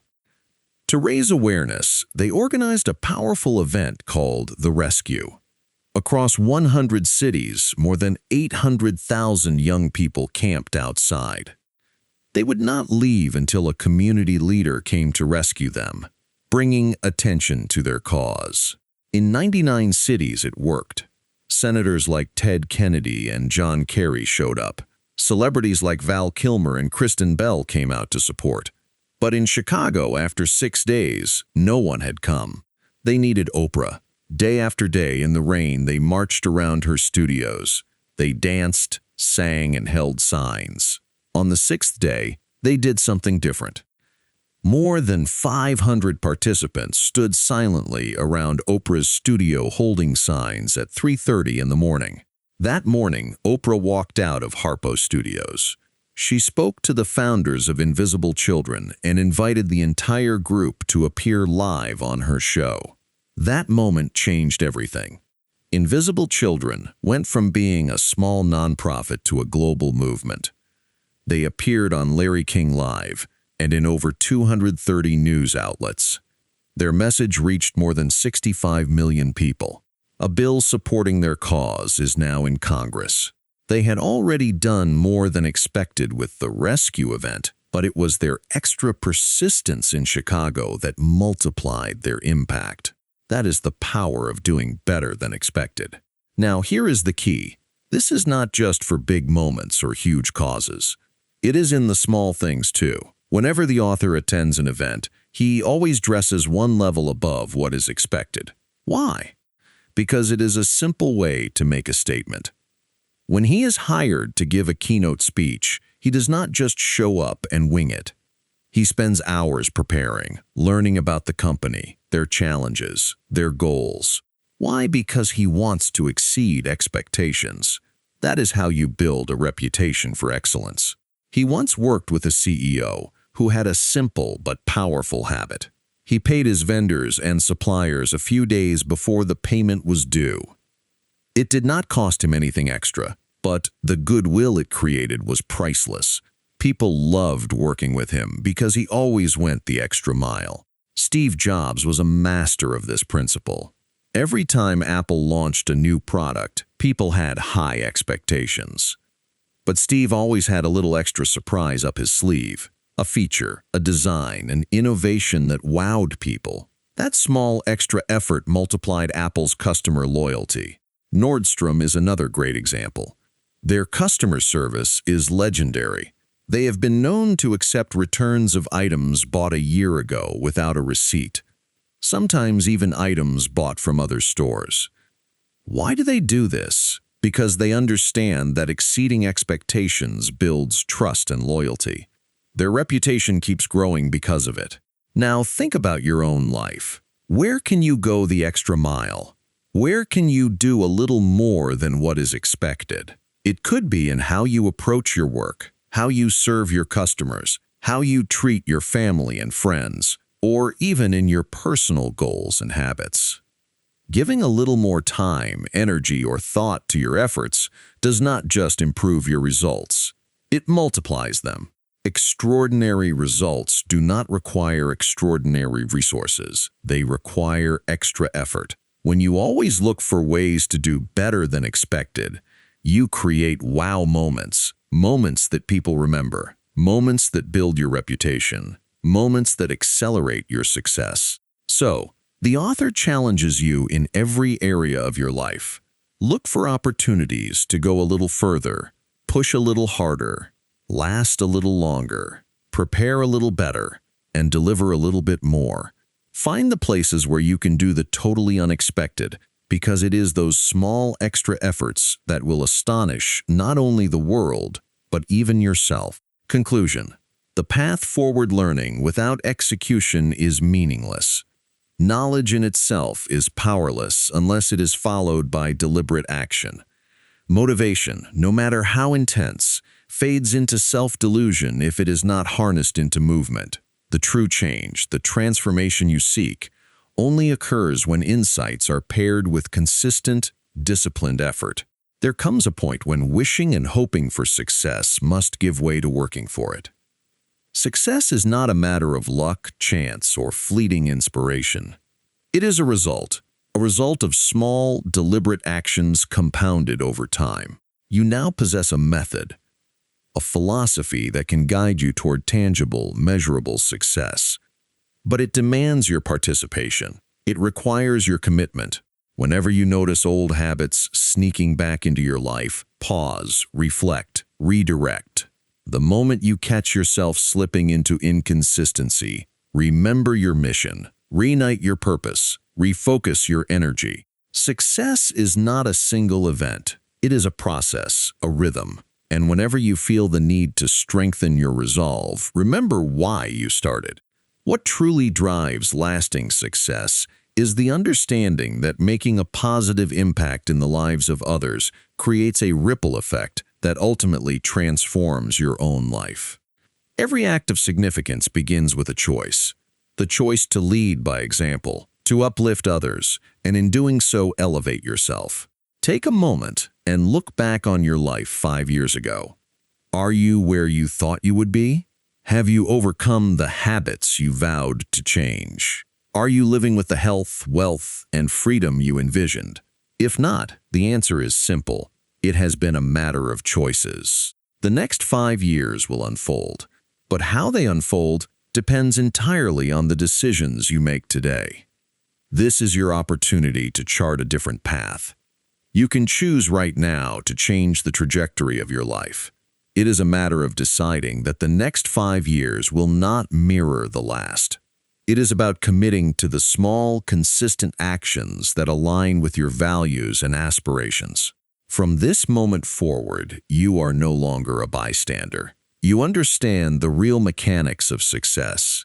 You know that overnight transformations are illusions. The reality is much more empowering. It lies in the daily disciplines that may seem insignificant, but build unstoppable momentum. The compound effect is always working. Whether for you or against you, the choice is yours. Stay grounded in your purpose. Hold fast to your vision. Avoid the allure of shortcuts and quick fixes. The rewards come to those who remain unwavering, even when the results are not immediately visible. That persistence, that faith in the process, will carry you forward with unstoppable force. There is a principle deeply rooted in the human experience that magnifies success. To receive more, give more. If you seek confidence, empower someone else to find theirs. If you desire inspiration, become a source of it for others. When you help someone else succeed, you inevitably pull yourself toward greater success. Start small. Begin with a simple act of giving. Share the knowledge, the strategies, the mindset that has inspired you to take action. It could be with a friend, a family member, a colleague, or even a stranger whose life might change with a single conversation. You never know, the impact you make on their journey could circle back to profoundly affect yours. Your own growth is intertwined with the growth of those around you. Every time you help lift someone higher, You elevate yourself. That is the beauty of significance. It is not just about personal gain.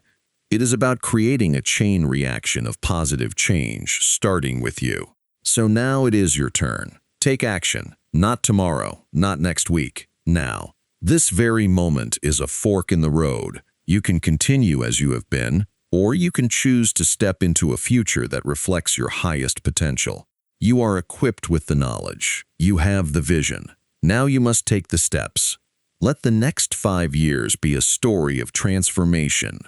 Not of chance, but of choice. Not of waiting, but of doing.